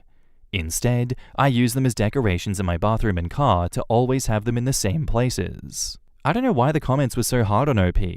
Her sister literally chose the clothes and scrapbooks and is always losing important things. Giving her sister jewelry literally wasn't even a logical choice given that information. I hope that OP didn't lend her the most sentimental or expensive pieces because I bet my left foot that she's not getting what she lent back. If the sister hates jewelry and is only wearing it for a few hours a wedding, go out and buy some cheap jewelry. Why does it have to be her late mother's jewelry or nothing? Don't know the answer to that one, and I myself perhaps misread that situation as well, until OP clarified that it was she who chose the clothes and scrapbooks over the jewelry because she hates jewelry. I genuinely didn't get that impression from the story. I got the impression that the sister was mad that she didn't get jewelry and she wanted some of the jewelry. And I can see why other people thought that. Thank you, OP, for clear and precise communication in the update because, man, what a difference that makes in the story. Okay, I think yes, just give her some of the jewelry that you wouldn't be too upset to lose if she were to lose it. And then we can all go back to normal after the fact. This all seemed like a lot of kerfuffle for not much reason, but hey, I love the drama. Keep it coming. Thanks for the story, OP. Our next post is by user Lake Glenn, and it's titled, "Would I be the asshole here if I declined a volunteer job with a charity because they expect me to pay membership dues and have not been nice?" For context, I've been volunteering for many years, and this has never happened to me before. I suppose it's a sign of changing times. I don't know what to do. Please give me your honest opinion, especially if you've had to pay for the privilege of volunteering your time and talents to a charity recently. Thank you so much. A local charity in my area asked me if I would sit on their 10-person steering committee. They had a vacancy.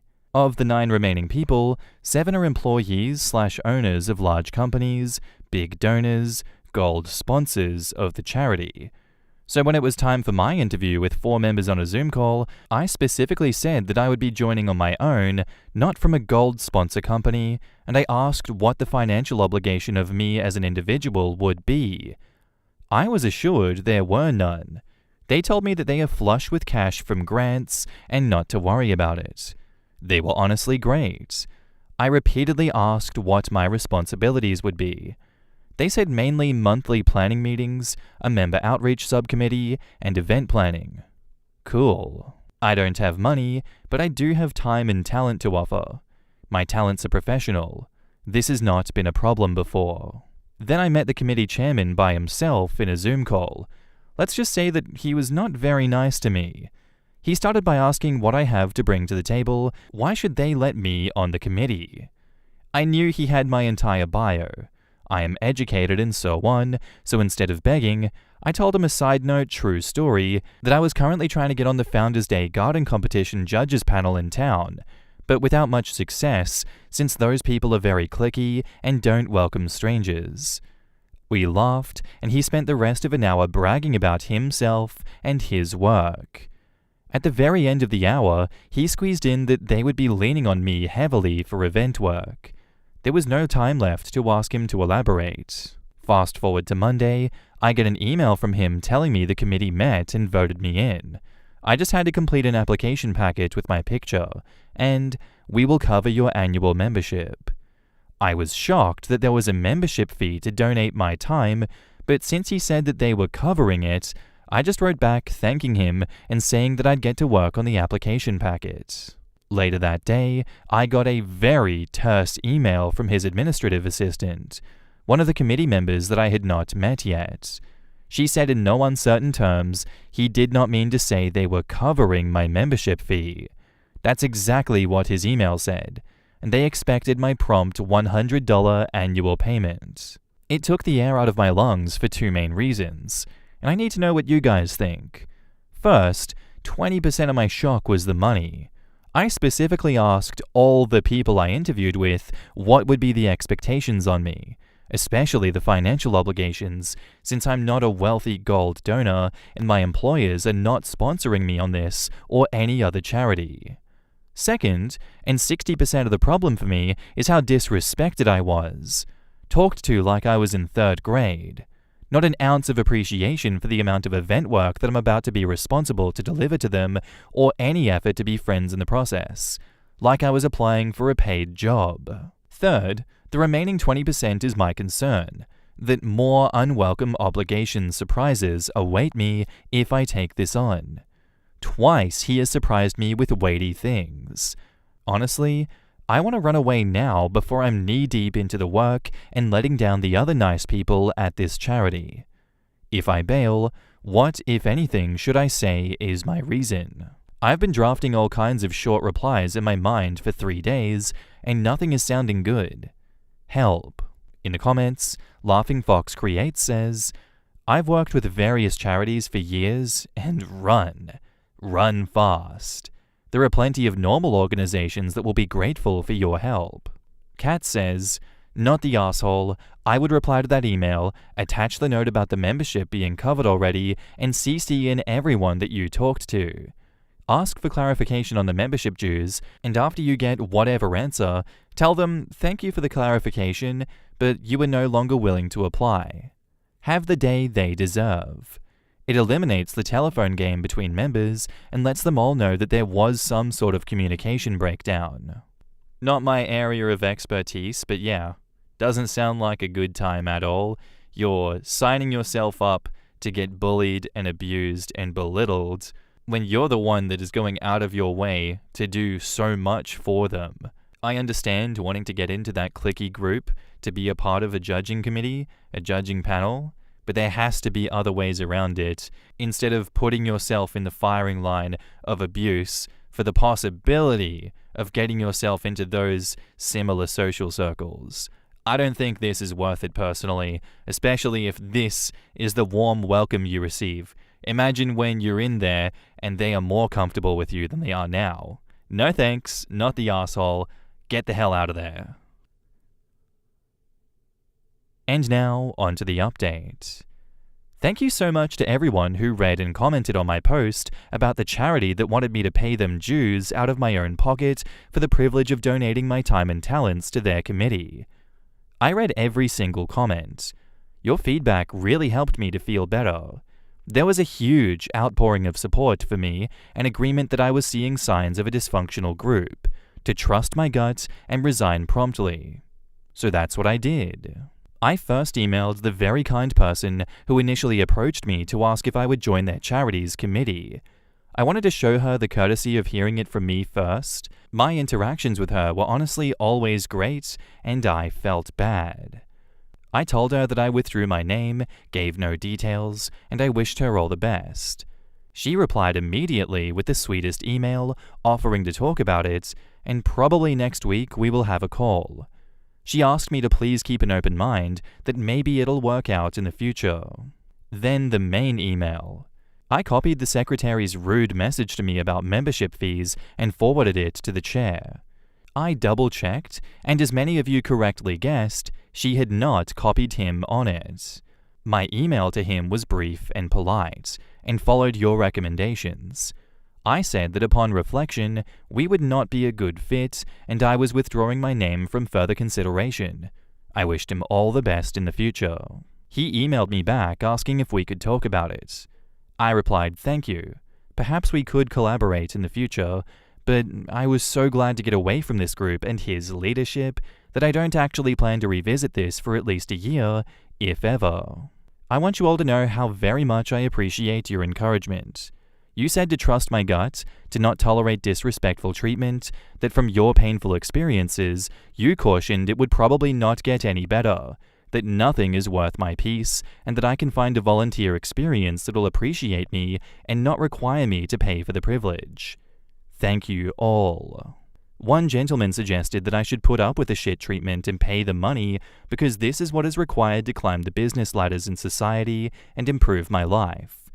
I know he meant well, but in reading it, I realized this is exactly the kind of thinking we were taught, and that I now reject. The idea that we have to prostrate ourselves to money and power in the hope that someday some might trickle down to us if we are lucky. We might meet the right person or get new job opportunities out of it, or that in some way it'll elevate us a rung or two in a few years. He believes there is a pecking order, and people at the top are not courteous to people below them. I love my life as it is. I'm not looking to improve it in these ways. Lastly, some people mentioned that there are charities where their boards are made up of paid representatives of large companies where they are reimbursed for their time, or their dues and the time they dedicate to the meetings are comped by their companies for tax write-offs, perks, and mutual donations, and that is a whole culture. I know that. Clearly, that is not me. I told this charity that I was joining on my own. In the words of Elton John and Bernie Taupin, my gift is my song. I'm a workhorse, not a show horse.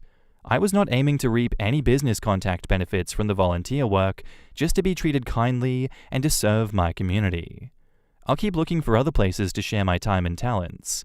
Again, thank you all so much. In the comments, Yak Actual says, imagine having to pay to donate your time and energy to a charity and they treat you like crap along the way?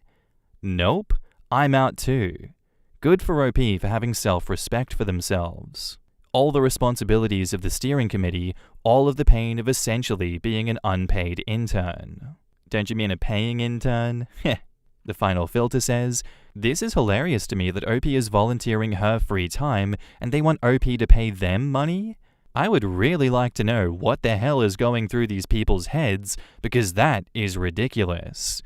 OP handled it perfectly though, and I love how everyone wanted to have a talk with her afterwards about it. It's actually incredibly common. Most charitable boards require some sort of financial contribution from their members. The messed up part was the bait and switch, not the fact that there's a membership component to serving on a board. The charity that I work for has a membership program that starts at $50, and our board members are expected to be members. Not a big deal, right? But some of the big organizations in the city, Toronto, $50K a year. That's why OP was interviewed the way they were. When you're selected to serve on the board of a registered charity, they usually want affluence and influence. They want to know that you will pay, and they want to know that you'll press your rich friends to get involved and donate as well. The question of "what do you bring to the table?" often translates to "who do you bring to the table?" Am I the asshole for refusing to give up the master bedroom to a friend's boyfriend during a group cabin trip? My friend group, me, 26 male, my girlfriend, 25 female, my friend Jay, Eva, Liam, and Frank, have a tradition of renting a cabin every summer and winter. The cabin has a master bedroom, double bed, a twin room, 2 single beds, a loft with 2 single beds, and a pull-out couch in the living room. My girlfriend and I have always paid extra to use the master exclusively. Everyone else shares the remaining beds, and Eva usually takes the couch since she snores and doesn't want to room with a guy. This year, Frank asked if his boyfriend Ed could come with us. None of us had met him, but Frank said that he'd cover the meals to make up for the cost. Ed seemed nice at first and paid for dinner the first night, which was cool. Problems started when we got to the cabin. Ed said he and Frank wanted to take the master bedroom. I told him, maybe a little harshly, that my girlfriend and I usually use it since we pay extra. Ed said he didn't get what the big deal was and that we could sleep in one of the single beds or the couch. These single beds are small and could not comfortably fit 2 people, plus Eva would have to share a room with one of the guys, and she didn't want to. Ed said that my girlfriend and Eva could share the couch and I could room with one of the other guys. I didn't want to room with a guy when my girlfriend and I have been together a lot longer, and there's no reason for me to room with someone else in favor of a couple who have been together less than a year. Jay and Liam tried to help, like giving Ed and Frank the couch so they could sleep side by side, but Ed said he didn't feel comfortable in open spaces and insisted on the master. Ed and I argued more, and he called me homophobic, saying I didn't support his and Frank's relationship by not letting them share a room. I was about to shout when my girlfriend shut me up and told Ed that we'd take the couch. We didn't see them much the rest of the trip. I mostly hung out with my girlfriend and Eva on hikes. Ed and Frank used the master and left a few days early. My girlfriend, Jay, Liam, Eva, and I have been talking about what happened. Jay supports me, but Eva and Liam said that I made a huge deal out of nothing and that letting them have the master for a week wasn't a big deal. Eva, my girlfriend, says that I took things too far by keeping everyone up. I'm still pissed about being kicked out of the room, but I think I might be the asshole because it was late and everyone wanted to sleep, but I kept dragging out the argument and I didn't welcome Ed after he argued with me. Am I the asshole? In the comments, Runner847 says, "Not the arsehole. I have a few problems here. Aside from the fact that you paid extra, why did your friend not end this as soon as his boyfriend, who had never met you, called you homophobic? Second, if this was his first time meeting the friend group, then this is a horrible first impression. Joining a regular friend group vacation, he should be sitting back, figuring out the dynamics, and getting to know everyone so he gets everyone's blessing, which is something he did not do. Finally, if they just wanted a week away to have sex, it shouldn't have been on the friend's vacation group. Honestly, your friend is maybe the bigger asshole for not standing up for his friends." OP says, "Frank has always been the quietest. I don't know why he didn't say anything in my defense, because I'd never want him to think that I didn't support him or his sexuality. Ed seemed cool at first, paying for dinner at a pricey place that we ate at on night 1, but everything went downhill after that. I did my best to ignore both of them after the blow-up. Let's be honest, Ed wanted to be able to have sex, Ed sounds like trash, and Frank needs to grow a spine. OP says, I feel like an idiot for not thinking about this until now, but it would explain a lot. Why else would they not be comfortable out in the open though? Like, you're sleeping inside a presumably sturdy and well-furnished, properly built cabin, not in a flimsy tent in the remote forest with packs of man-eating wolves prowling right outside the tent flap. Right? We pay extra to share that room? Should have been the end of discussion. Ed sounds kind of entitled. Any of the solutions he suggested for you is something he and Frank could have done. It's ridiculous that you wound up paying extra to sleep on a couch, which also made things inconvenient to Eva. OP says, Eva ended up sleeping in the loft by herself, so she was okay. But yeah, this whole thing sucked all around. Yeah, OP's not the asshole for refusing to give up the master bedroom to the friend's boyfriend, and I understand why everyone was against OP in that moment, because they're like, look, can we just go with the most reasonable person in the room on this one and stop rocking the boat? Because that is the easiest and least confrontational thing to do right now, even though it is not the morally correct thing to do in this instance. I think Ed has some goddamn nerve coming in and shoehorning you guys into that position in the moment. Personally, Ed and Frank together and never coming on this friends trip, if I was in your position, I would be taking an absolute stance against those assholes for doing this for no good reason besides sex. I'm with the commenters on this one. They just wanted to have sex. That's why they wanted the privacy. I'm not going to give them the benefit of the doubt. And yes, assumptions make an ass out of you and me, but Ed was the bigger asshole. Ed started it. Ed has lost all charitability. Screw Ed. He shouldn't be doing outrageous, outlandish bullshit. And it's so unfortunate that everyone decided to side with Ed on this one because they didn't want to appear homophobic as well. Like, I get it. I understand you guys are like, whoa, whoa, whoa. Let's not throw accusations out like that, Ed. We're on your side, buddy. But no, newsflash, it's actually not homophobic to say no to someone when they want something that they are not entitled to have. Crazy, crazy little thing that, huh? Oh well, what's done is done. I still don't think you're an asshole for that. I think the rest of the friend group were being doormats, if I'm going to be quite frank. And I don't support Frank in this one either. I'm not going to be Frank. I'm not going to be complicit in this bullshit. Thank you for coming to my TED Talk. And now, on to the update. I had some people ask, so I wanted to update. Thanks to everyone who commented.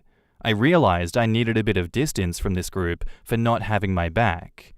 On the money issue, I spent some time trying to work out the cost breakdown since many people asked about the numbers. All prices have been converted to USD. The total cost for the 7-night cabin stay was $1,744. My girlfriend and I covered half of that, 3.5 nights, and the other was split between Frank, Liam, and Jay. Eva paid for gas, she drives a van for work, so she drove us all up, which came to $199.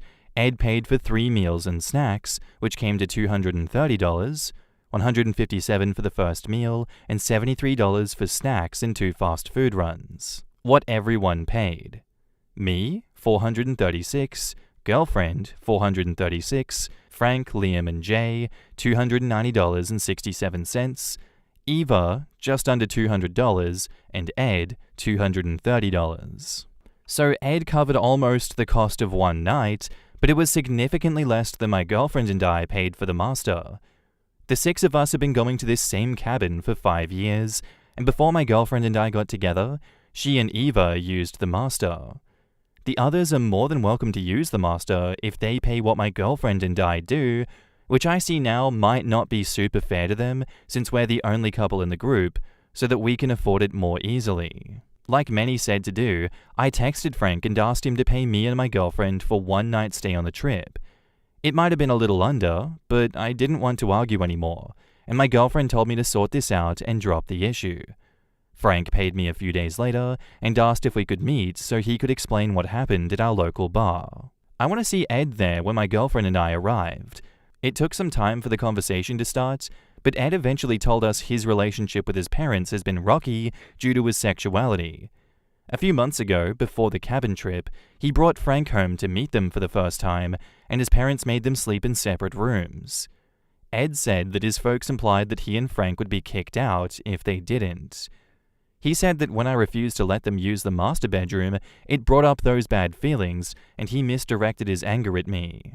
I don't totally buy that explanation, not the full extent of it, but I can understand how not being allowed to share a bed might bring up bad memories for him. For Frank's sake, I agreed to let it go and told them that I appreciated the apology, but I still need space. I'm not ready to pick up where we left off. My friends usually talk about taking another trip in November at this time, but I think I'll find somewhere closer to go with my girlfriend so I don't have to deal with this group drama again. I'm still not entirely over her not having my back either, so nothing is in the works right now. Thanks again.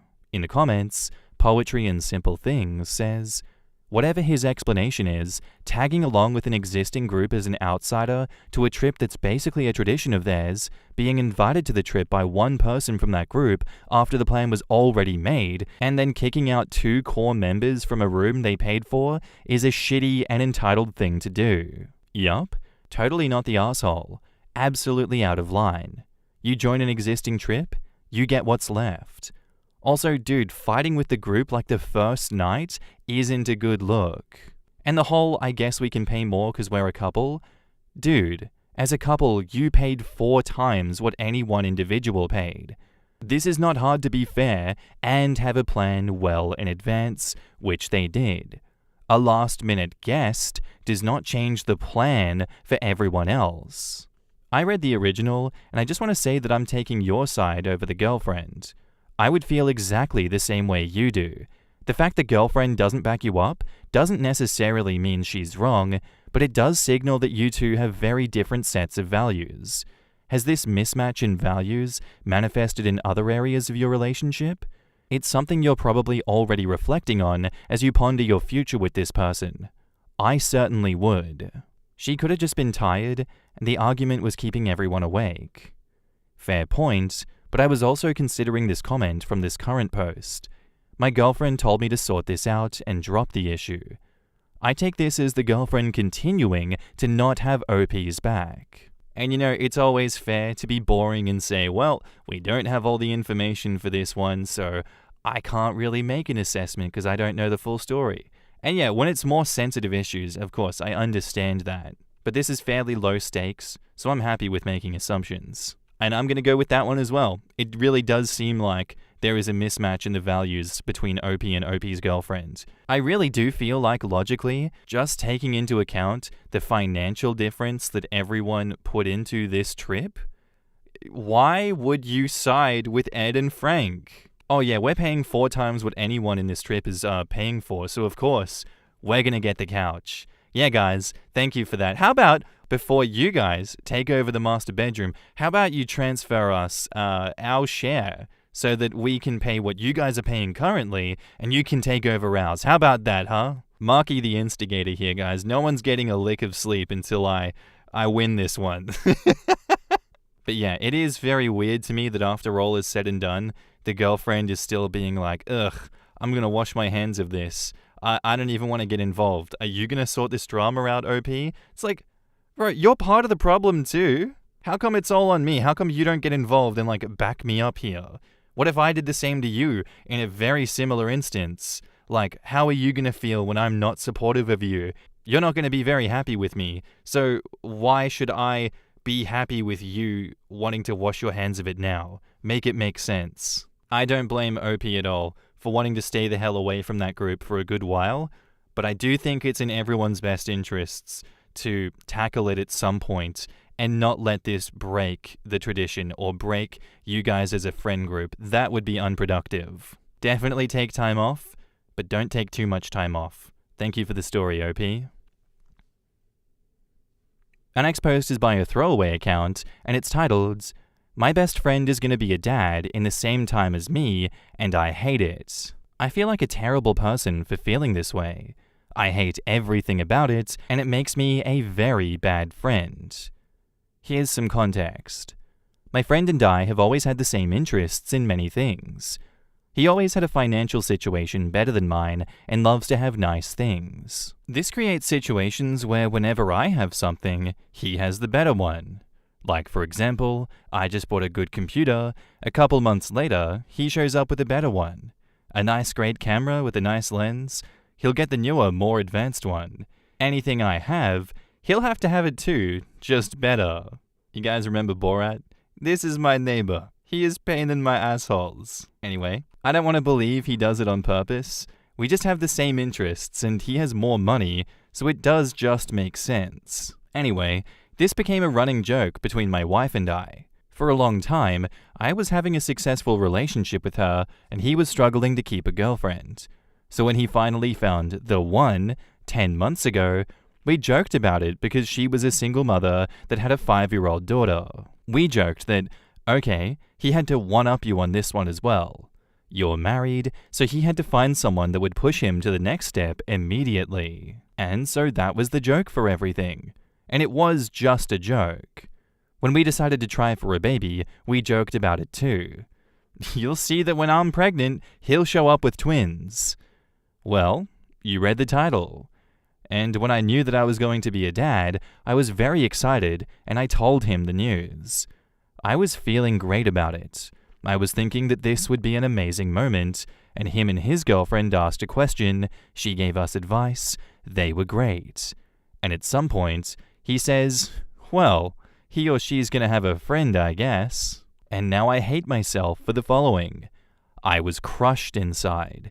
It was no longer a special announcement, it became another thing that we would have in common. I stayed polite and played along, but I was not happy at all about it. They didn't plan to do it. They didn't do it just because we wanted one, it just happened. And yet I have this feeling that it's exactly what happened. He went into his 30s with no stable relationship, met someone just to move in with her kid 3 months later, then have a kid with her, not even a year into the relationship. I hate every single word that I wrote in this post. Since he announced the news to me, I don't want to speak about it at all with him. I barely want to talk to him, and I'm just focusing on my wife and my future kid. I put all my energy into her. I just don't have anyone to share my joy with now, and it's my fault. Now, he comes up to me telling me everything that he plans, the shopping he's going to do for the baby, the doctor's appointments. And I don't want to tell him what I'm doing or what we're planning, because that's going to be something that he'll compare and comment about. Just yesterday, he told me that it looked like I didn't care about the first ultrasound appointment just because I said that I cared more about knowing that the baby is okay than seeing the pictures, because I don't think I'll be able to understand what I'll be seeing anyway. I took it very wrong and blocked him. In the comments, Dana29 says, comparison is the thief of joy. Right? Someone else always has more of something or has something different that you don't have, so yeah, you could always compare yourself to oblivion. Come on, the grass might seem to be greener on the other side, but you have your own lawn to take care of. At least in terms of cheating, the grass is only ever greener on the other side because it's fertilized with bullshit. You and your wife need to stop these jokes, even between yourselves, because this low-key just sounds like jealousy masked as jokes. I get that you guys have the feeling that he's copying you, but you said it yourself, after a long struggle, he found a relationship with a woman that has a 5-year-old. If he were copying, I doubt he would even go for a single mom. You guys are just projecting everything that he does onto yourself. 100% so true. Yeah, OP, it sounds like you're jealous of your friend. The jokes don't help. Have you guys ever talked about the issue? The whole thing sounds like a jealousy thing, and I get that you can feel that. But come on, your friend deserves to be happy too. Focus on your path, and don't put attention on what your friend does. Delete social media if that helps. This seems like a toxic friendship ready to boil over. I agree with that. I think you guys really do need to stop comparing yourself so much. because it is robbing you of joy. You yourself even recognize that it's bad, OP. You went so far as blocking him after talking about the ultrasound appointment. It is not that deep. You didn't need to block him for that. To me, that reads as something that is passive-aggressive and unneeded for, and he's going to notice that you blocked him. And like, how are you going to explain this when he comes asking questions? Or you have to add him as a friend again and be like, why was I unadded as a friend? What happened? I think you should take the advice of the comments here and start, yes, focusing on yourself and stop comparing him to you. You're actually just wasting your own emotional energy on this one when you can just ignore him. And now, on to the update. Yesterday, I made a post about how I was feeling like a terrible person for not being happy for my friend having a kid at the same time as me. Commenters helped me a lot, bringing me back to reality. Judgments were made about me. Some were wrong, but most of them were true. I already planned to have an appointment with my therapist before posting, but I took it right after. In the meantime, I couldn't speak to my friend about it because I felt too ashamed of my behavior, and maybe some things are better left unsaid. However, I did apologize to him for my recent behavior. Other events had occurred that made me cold towards him, and I explained myself. He appreciated a lot of my apologies, me acknowledging that I wasn't a good friend. I spoke to my wife about it, and she was very supportive. I told her basically what you guys told me, that I was going to have a kid, that I didn't have a do-over on this one, and that I didn't want to completely miss the moment just because my mind was not in a good place. I told her that I booked an appointment with a therapist in order to refocus on our kid, and she appreciated this. Even though she wasn't as brutal as you, she agreed with all of your advice. She didn't see the post, I just told her the lessons that I'd learned from it. Also, yesterday, something very important happened. The first ultrasound appointment. This was incredible. Beforehand, I was not especially excited about it because I had a misconception of what it would be. I thought I was just going to see a few still pictures of the embryo that I wouldn't be able to understand because I thought that it would be 3 blurry pixels in front of a noisy background. However, this was much more than this. This was a live video of those 3 blurry pixels where the doctor could explore in all 3 dimensions. I saw it alive. I saw his heart beating. We measured it and we heard his heart. What can I say? Nothing else matters now. I don't care about my friend's actions. My baby is in good shape, my wife is healthy, and that's all that matters. He's the only thing in my mind now after the echography. I still go to my therapist, but the heartbeat that I saw and heard yesterday already accomplished so many things. Thanks for you, honestly. Thanks for those many quotes that I will remember. Sometimes we are not the good person in the room, but we can try to be better. In the comments, Jujubee says, I'm glad hearing the heartbeat and seeing the ultrasound helped make it real for you. Your friend going through the same thing doesn't make it less special. Believe it or not, having kids at the same time usually strengthens a friendship because you can do kid stuff together. My sister and I are pregnant at the same time right now, both our firsts. We were always compared to one another growing up, but are working really hard to overcome that first reaction. I'm so incredibly happy for her. The timing really was a coincidence, and actually, she's a few weeks ahead of me, and it's really nice to be able to peek into what's next, and plan fun events for our parents, who will go from 0 grandchildren to 2 in the span of a month. Aminar14 says, that's the important part. Life is going to throw you a lot of curveballs. Through it all, you're going to get to model handling things well, even when times are rough to that kid. And sometimes we try to have kids at the same time as our friends or family. My buddy has a 2-year-old and a 3-month-old. I have an 8-month-old. My sister has a 5-month-old. Technically, those are all coincidental, but it's wonderful too. Those kids will get to grow up together, knowing they always have friends right around their age. Absolutely this, OP. That perspective is everything, turning what felt like competition into connection. Life really does throw curveballs. But getting to raise your kid alongside others so close in age is a hidden blessing. They'll grow up with built-in friends, and you'll grow with them too. Very glad that OP did let this all go when they finally went to that ultrasound appointment. It doesn't always happen in situations like this, so I'm very glad that that is what broke through for OP. And hopefully, they take more advice from the comments here and change their perspective to see it as a blessing and not a curse.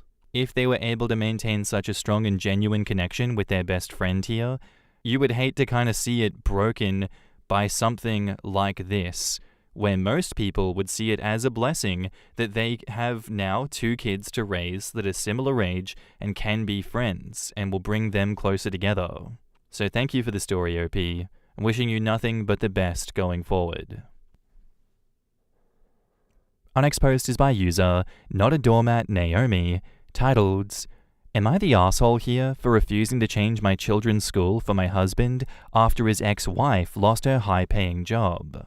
I'm 42 female with 2 children, 16 female and 12 male, with my ex Danny. I've been married to Greg, 44 male, who had a son, 15 male, and a daughter, 10 female, with her ex Leah. We met at our children's school. Danny and I jointly funded our children's private school, and they have college funds set by both sets of grandparents. He is loaded. My ex and I don't like each other, but we co-parent well and want the best for our kids.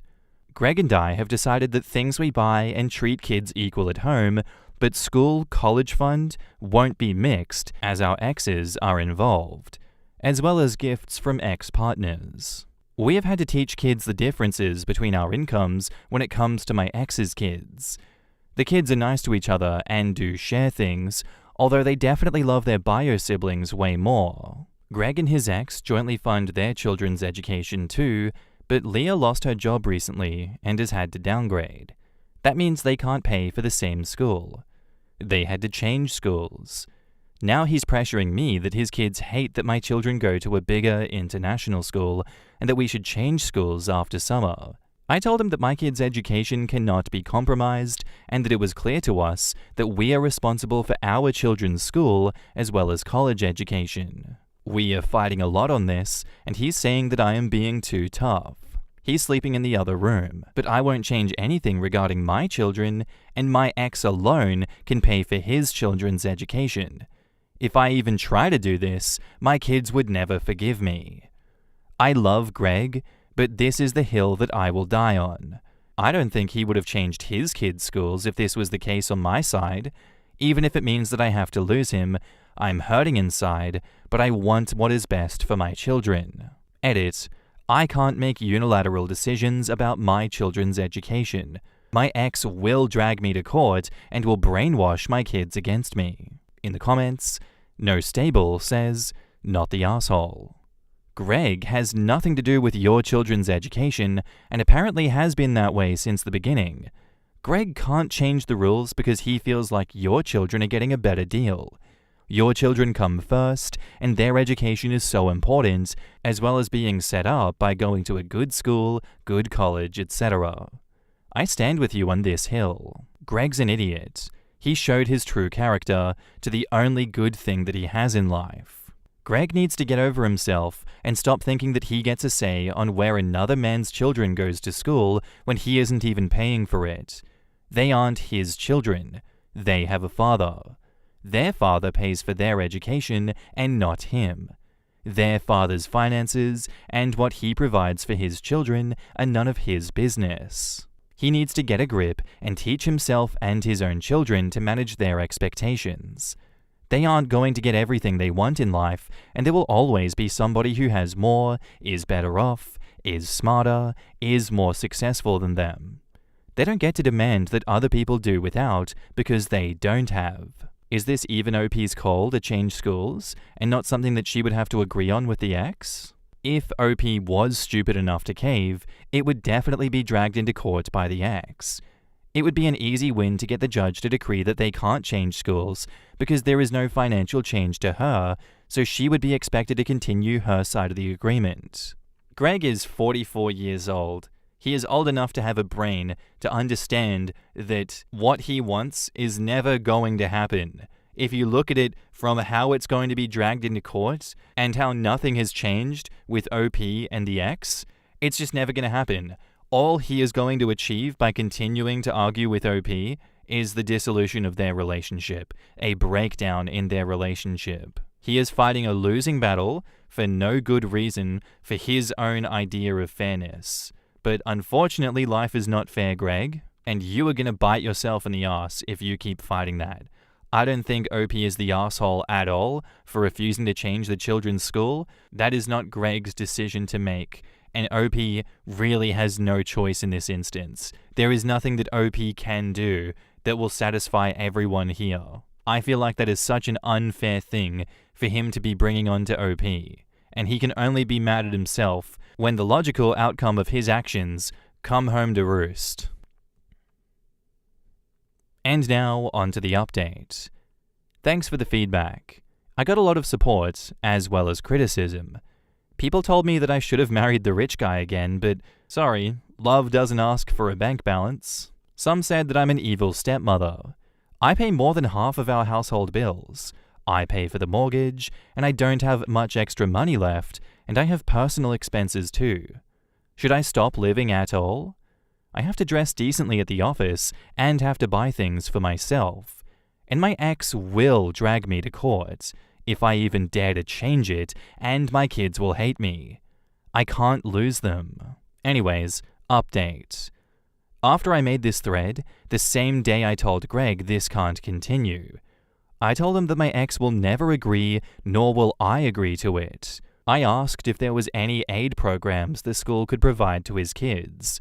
He told me that his ex and him asked the school and that they refused. I told him that if he's going to fight me over this every day, it is better that we split then. His expectations are going over the top. Tomorrow, Danny might gift expensive cars to our kids. Did we have to sell kidneys to give the same cars to my stepchildren?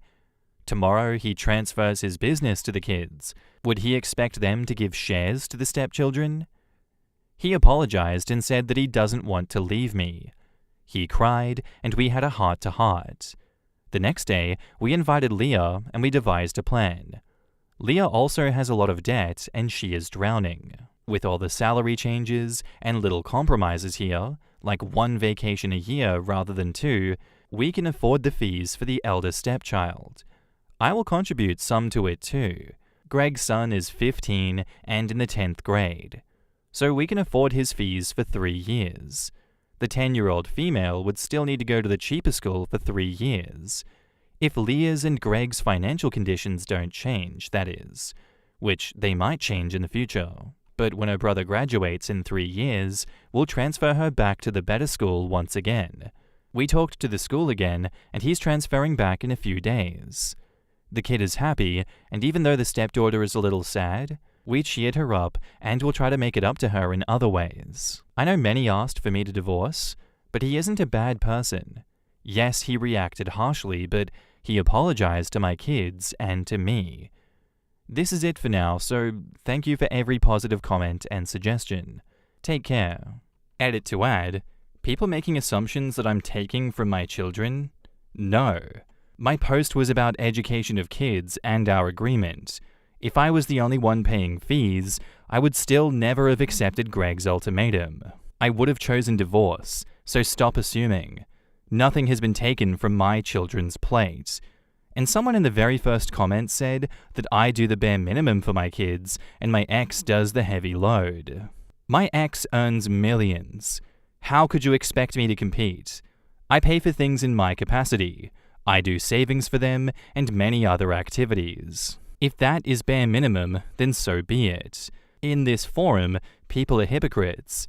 If I find a solution, I become suddenly a bad mother. If I don't, I'm the evil stepmom. My contribution is very less to stepson's private school, and it doesn't affect our budget or my children's needs. Greg also does a lot of things for my kids, and they have a good relationship. But my post wasn't about that. In the comments, Oh Wise One says, "Not the asshole. Whilst it's good that you've reached a compromise, I caution you to be alert about your husband Greg. there's a possibility that he's taking advantage of you. Be open to that situation. I worry that after his children finish school, he will leave you, as right now, he is very dependent on you. You are paying for the mortgage and most of the living expenses. He has a house that is currently rented, which he can go back to. Where is all of his money going to? Are you saving enough money that if he leaves you, you're okay financially? I get that your ex is wealthy and will take care of his kids. Please make sure that you are protected, just in case. There's a line about OP paying for the stepkid's school fees until her husband or her husband's ex's income improves. Lol, that woman is never going to admit to making more money. If OP believes that, I have a bridge that I want to sell her. Sure, she may get promotions, but she'll say that that didn't come with any money. She may move jobs, but she'll say that she doesn't make any more. Magically, until her kids are out of school. Am I the asshole here for telling my parents they deserve to be kicked out of my sister's wedding? So my 37 female, brother Mike, 35 male, is a knob. Always has been and always will be. He's been babied to the point of uselessness by our mum and dad, and that's made him an entitled slob. When he was younger, he showed promise playing rugby, which had my mum and dad believing that he was going to be a superstar. The problem, though, was that he never had the work ethic to fully fulfill his potential. However, this meant that he was the golden boy of the family, and he could do no wrong in my parents' eyes. He was a bully at school, which they brushed off as other kids making up lies, but he was an even bigger bully at home to our younger sister Kelly, 31 female. He would constantly prank her, which basically meant that he would do anything he could to embarrass her, including things like pulling her dress up in front of the whole family at a wedding when she was 15. Mum and Dad just said that it was siblings being siblings, but the rest of the family were mortified by his behavior. I did try and stick up for my sister, and it worked to a certain extent, but after I went away to uni, there wasn't much that I could do, as Mum and Dad just don't listen to anyone. It got so bad that when she was 18, my sister gave up going to her dream university, St. Andrews, and instead moved to London to go to the Imperial College of London. This was a huge shock to all of us, as she had been talking about St. Andrews since she started high school at 11. When I asked why, she said that St. Andrews was too close to home and she would be expected to go back home more often. But if she went to London, she would only have to go home for Christmas. This broke my heart. After she left, she did exactly that. The only time she was home was Christmas and when I got married. This really annoyed Mum and Dad, as they said that she was abandoning the family. I kept my mouth shut and just let them whine occasionally, as I didn't want an argument. After graduating from uni, my parents expected her to move back home, but she didn't. She got a job working in southern England and stayed down there. We're from Scotland for reference. 6 years ago, Kelly met a great guy, Jake, 30 male. The day she met him, she called me gushing about him, and I've honestly never heard her speak about anyone the way that she does him. I've met him several times when I've gone down to visit Kelly, and he's great. He's good looking, funny, has a great job, his family are lovely, and most importantly, he treats Kelly like she hung the moon.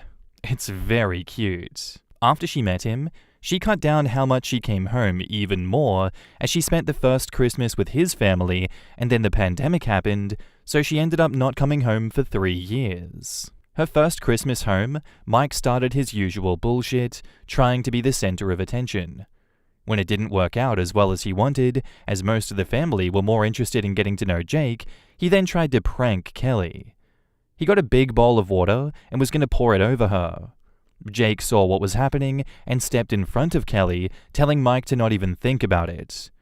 Side note, Jake's 6'3" and has been doing martial arts since he was 4, so he can be very intimidating when needed. Mum and Dad tried to play it off as a harmless prank, but Jake was having none of it. Mike started whining about it just being a prank, and Jake told him that if he pranked Kelly one more time, he would prank Jake by putting his foot up his ass and his fist down his throat. Kelly and Jake left about an hour later, but after that, Mike, Mum and Dad all had an issue with Jake. Kelly hasn't been back home since. That led us to now. Kelly and Jake are getting married. They sent out invites in February for August, however, they didn't invite Mike. Mum and Dad are obviously incensed by this and had a huge argument with Kelly. They threatened not to go, and Kelly just said, no problems. She would get Granddad to walk her down the aisle. I went around to their house on Saturday with my kids. Immediately, my mum started complaining about Kelly and the wedding. I sat and listened for a while before I'd had enough. I asked her what did she actually expect. Her and Dad have allowed Mike to be the golden child and get away with everything. And because of that, he can't keep a relationship. Due to him thinking everyone should do everything for him, he can't hold down a job because every job is beneath him and he's still living at home with zero prospects in life. The man-child is a bully who I don't trust to be around my children unsupervised. He bullied Kelly for most of her teen years, and her only escape was to move over 400 miles away and never come home. My mum got very quiet and then asked me to leave. A few hours later, my dad called, going mad because I'd upset my mum and was taking the side of an ungrateful little girl instead of my parents who gave me everything. This started a huge argument between me and him, where I told him that he'd been a crap dad to Kelly and didn't deserve to walk her down the aisle. I've just had enough. But now I've got extended family members telling me that I've gone too far, as my mum is barely speaking to anyone and keeps crying. My granddad said it was about time I told them off, but my grandma is upset by all the arguing. So am I the asshole here for telling my parents that they sucked as parents and deserved to be kicked out of my sister's wedding? In the comments, Ridiculous Dogma says, not the asshole. Sounds like they kicked themselves out. The chickens have come home to roost, not the asshole. Although the really sad thing about this is that OP's stubborn, inept mother, having finally seen the truth about her bad parenting and destructive favoritism, is probably more concerned about how she failed Mike, who is now worthless and unlovable, and by everyone's low opinion of her, than she is about how she mistreated her daughter all those years. Otherwise, she'd be asking her daughter for forgiveness. Not the asshole. If they can't stand the truth, they need to hibernate. I vote Grandpa walks her down the aisle regardless of who attends. OP says, my sister isn't changing her mind. They aren't going to the wedding no matter what. She only invited them as she thought that it was the right thing to do in the first place, so Granddad will be walking her no matter what. Well, that's good to hear. The sexualized harassment your parents condoned makes me sick. Yes, sexual. Undressing your sister in public is very much sexual. Ugh, boys will be boys, my ass. Not the asshole, obviously. She's lucky to have you. Please keep standing up for her. Not the asshole. Your sister clearly picked a great husband to be, though. Maybe you should join his family for future celebrations and leave those three to their own devices. OP says, we go to my husband's every other year, so that might just become an every year thing. Bikes and Art says, one of my father-in-law's brothers has always come to my family events with my mother-in-law's side of the family. They are very welcomed there, and always have a great time. Sounds like when you want to spend time with your bio family, it'll be better for that to be your sister and brother-in-law. Jake must have come from good people. Get to know them. Your kids will benefit from additional aunts, uncles, and cousins. I'm on board with that. I think that's the correct thing to do. If OP feels like it is necessary, then OP might just have to disconnect from their family as well. Because I'd imagine OP taking the sister's side in this one is going to be held against them in the future. It's probably not going to end well, I don't think. And yes, that was sexualized harassment. It's disgusting that the parents condoned that. It's disgusting that the parents don't realize that they are at fault as much as he is at fault for pranking her. Why do abusive people always need things spelled out to them, said to their face? Brutal honesty, quote unquote. That they are the ones that caused this. Why are you living in denial? It is only you to blame for all of this. And they're like, maybe I am to blame for all of this. What? This is groundbreaking. I don't understand how this keeps happening. Are people really that stupid and dense? But then to be so stupid and dense on top of that, to not apologize and right the wrongs, and be like, actually, This is still their fault. She should just forgive me and let me be in the wedding. What the hell, man? I don't know. You're not the asshole for telling your parents they deserve to be kicked out of your sister's wedding, because they absolutely did, OP. And there's nothing wrong with pointing out the obvious. And now, on to the update. So there are a few things that came up repeatedly, so I'll address them first. The pranks only started after I had left and gone to uni. He would say things to Kelly, and I would have a go back at him when we were younger, but it wasn't anything more than that until after I'd left home, so there wasn't anything that I could really do to stop it. I did speak to our parents, but they're useless. Second thing was about my kids. I didn't bring my kids around them very much as they didn't like going to my parents' house. They said that it was boring and they don't like Mike. However, after all the comments I got about this, I sat them down and asked them again. For my daughter, it really is just that she finds it boring and says that Mike is a weirdo. My son, however, said that he doesn't like being around my dad as he keeps trying to make him play rugby. I've heard these comments and told my dad to drop it, but he would still make the comments occasionally. I had no idea that it was upsetting my son though, so this surprised me. My son doesn't like sports, be it watching or playing. He's very much like his dad in that regard. He's a Pokemon kid, playing online, and goes every Thursday evening to play in a tournament at our local card shop. So rugby is an absolute no-go for him. The third thing was about security at the wedding. I spoke to Kelly and Jake said that the two of his groomsmen are police officers who are aware of the situation, so that won't be a problem. Lastly, there was a lot of comments about Mike being the golden child. For a bit more backstory, he wasn't really the favorite until his talent in rugby came to light. After that, he was special and had to be treated that way. I think he was seen as mum and dad's way of being special themselves within the family, as they had such a super talented child. Anyway, today I decided to sit down with my parents and tell them that I needed a break from them.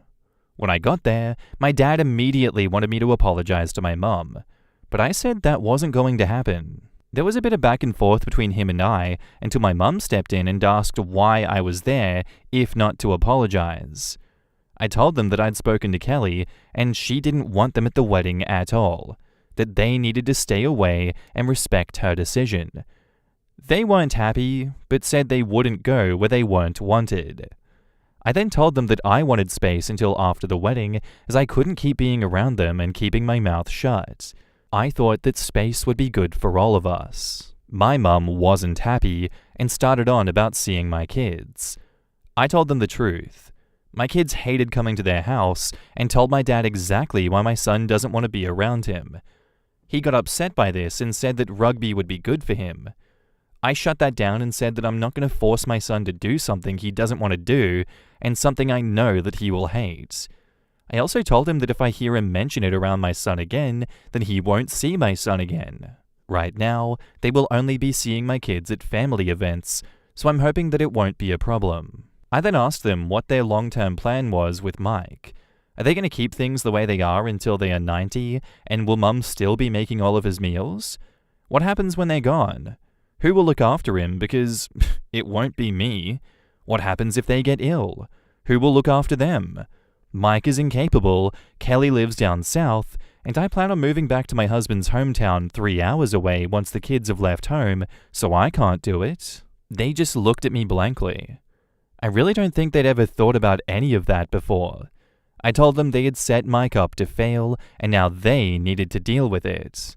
I also told them I knew they were leaving everything to him in their will, but that with how they've babied Mike, he would blow through that money in less than a year. And then what? I could see the panic in my mum's eyes when I said that.